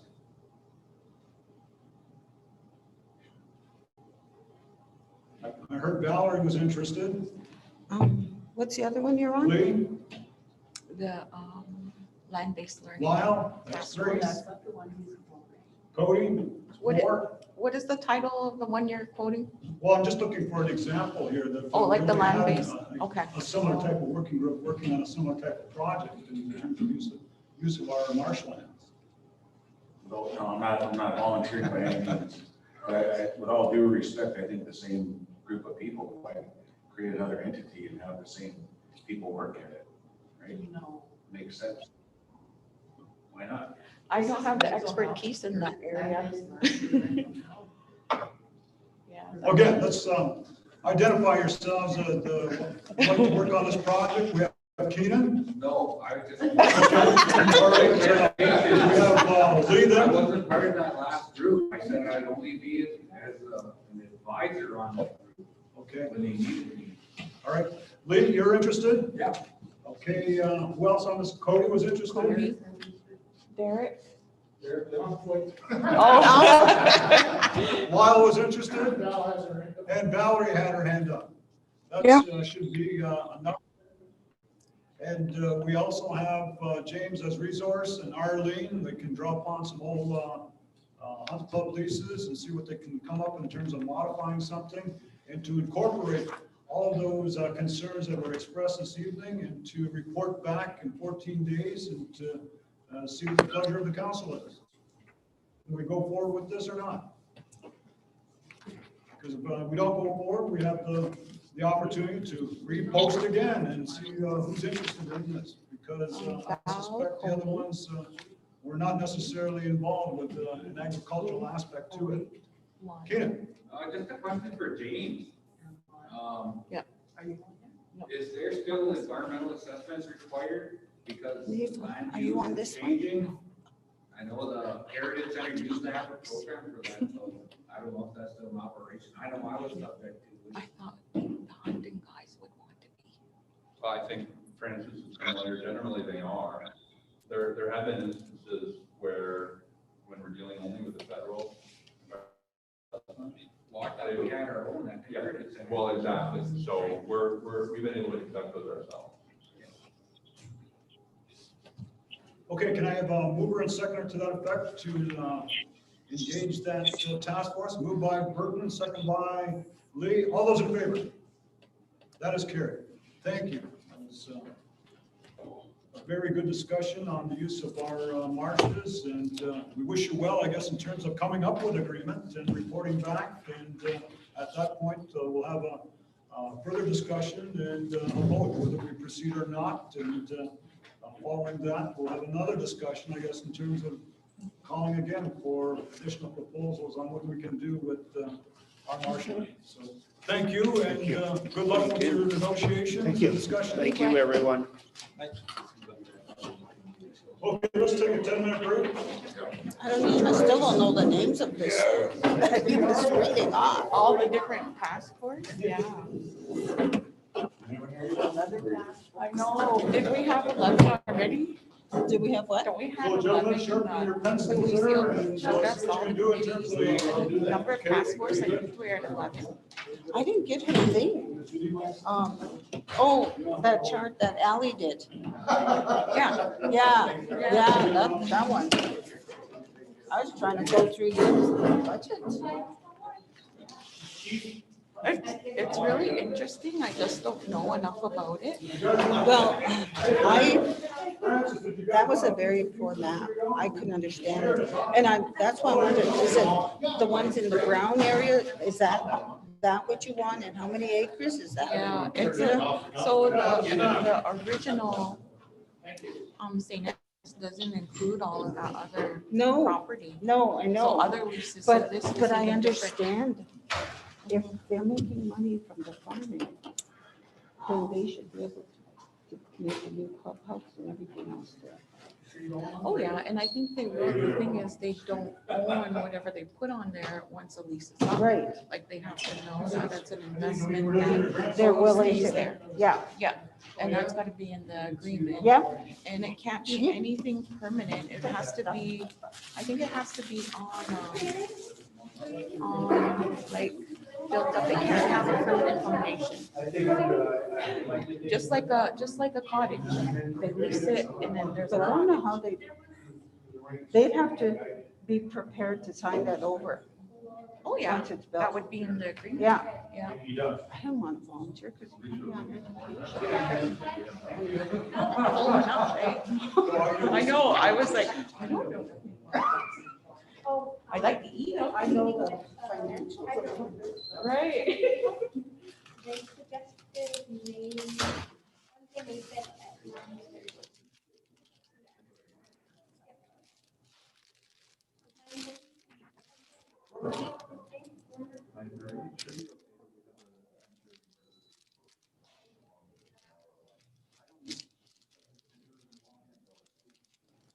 More of a courtesy thing.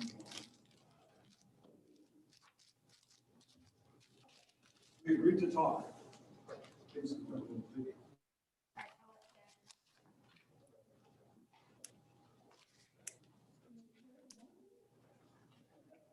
Dive in.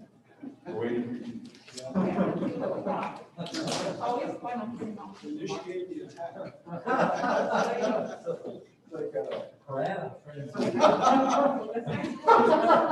Alligators twisting around.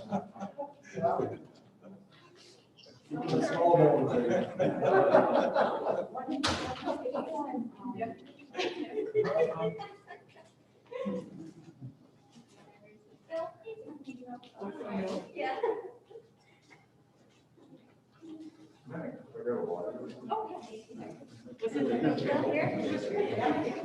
I need a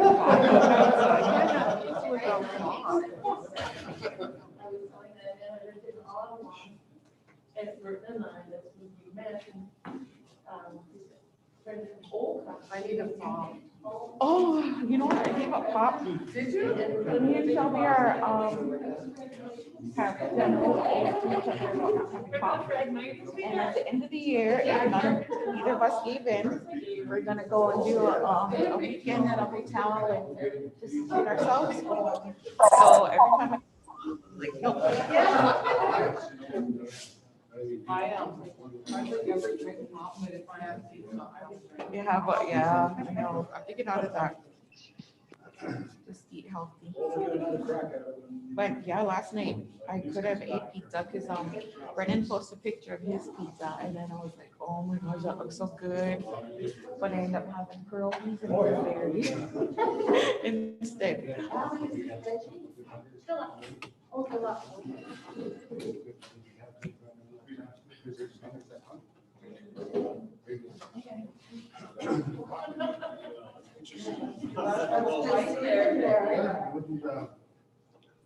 Overruling it, but would he have an idea of what's there, what's feasible, what's not feasible? I know that. It was a good thing though, like to hear everything and ask your questions.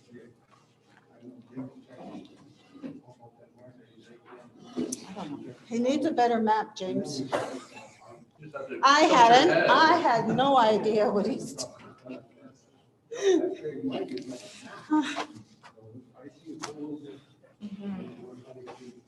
What if it is A black hole. That's all you need to know.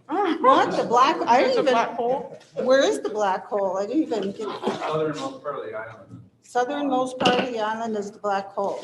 But Is it which, actually but a which black is hole? south on that map? Right.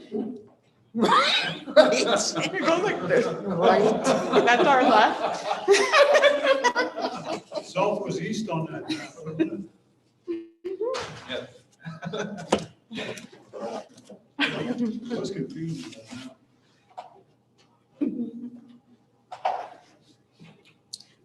That's what we need in the council chambers.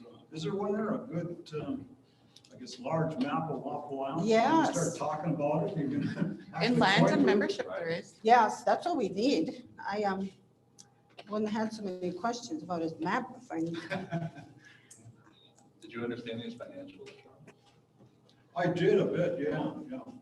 Yeah, those were a puzzle to me.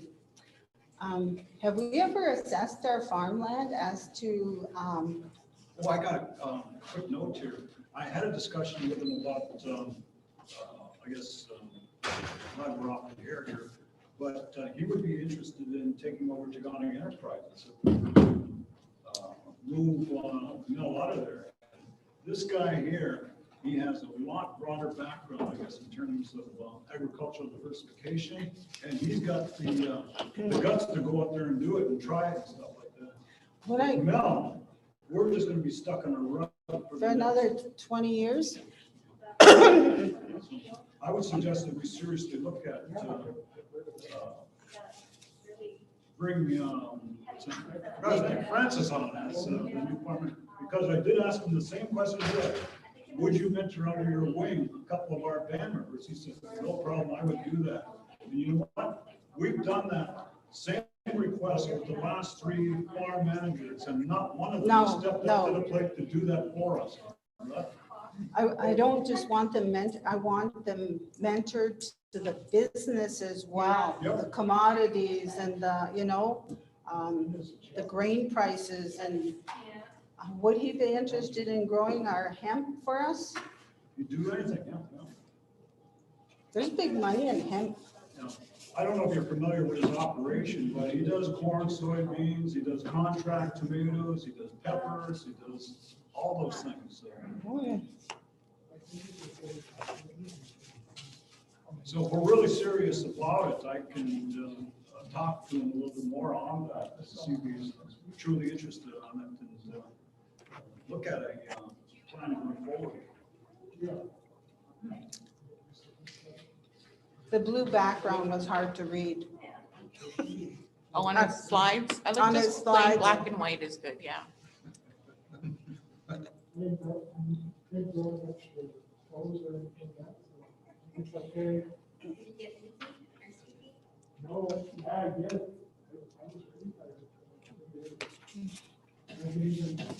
Are you ready to go? Don't bother me.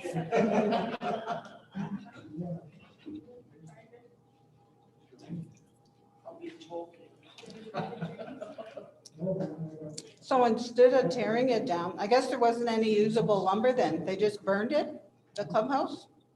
For the most part. It was either very old and damaged, or modular, and those kind of materials, press board. No, they didn't have that old Waffle Island lumber? So it was, That couldn't be steel- burned? Steel single wide frames. Oh.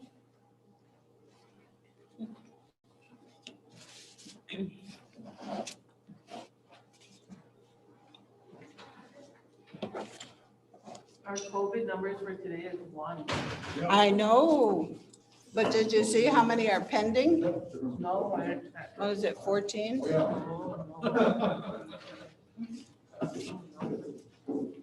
That's the scary part. Yeah. They gave them years ago when they started that.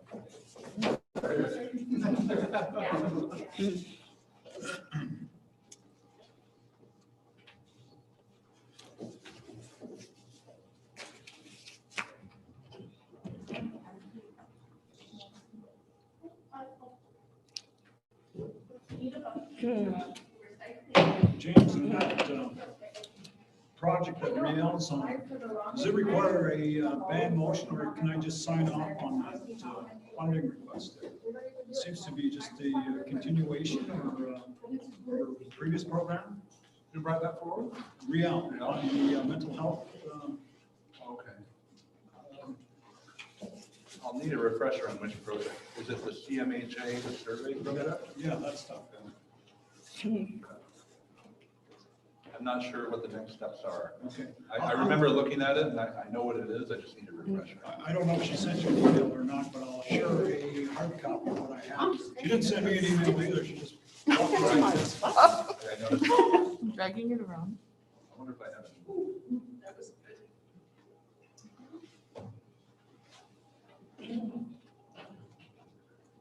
Okay, James.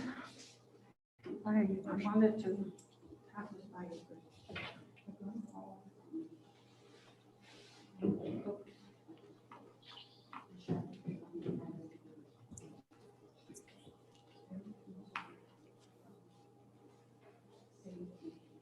Mic was on? Still on? I don't know. Is that mic still on over here? But you're not broadcasting. Pause right now.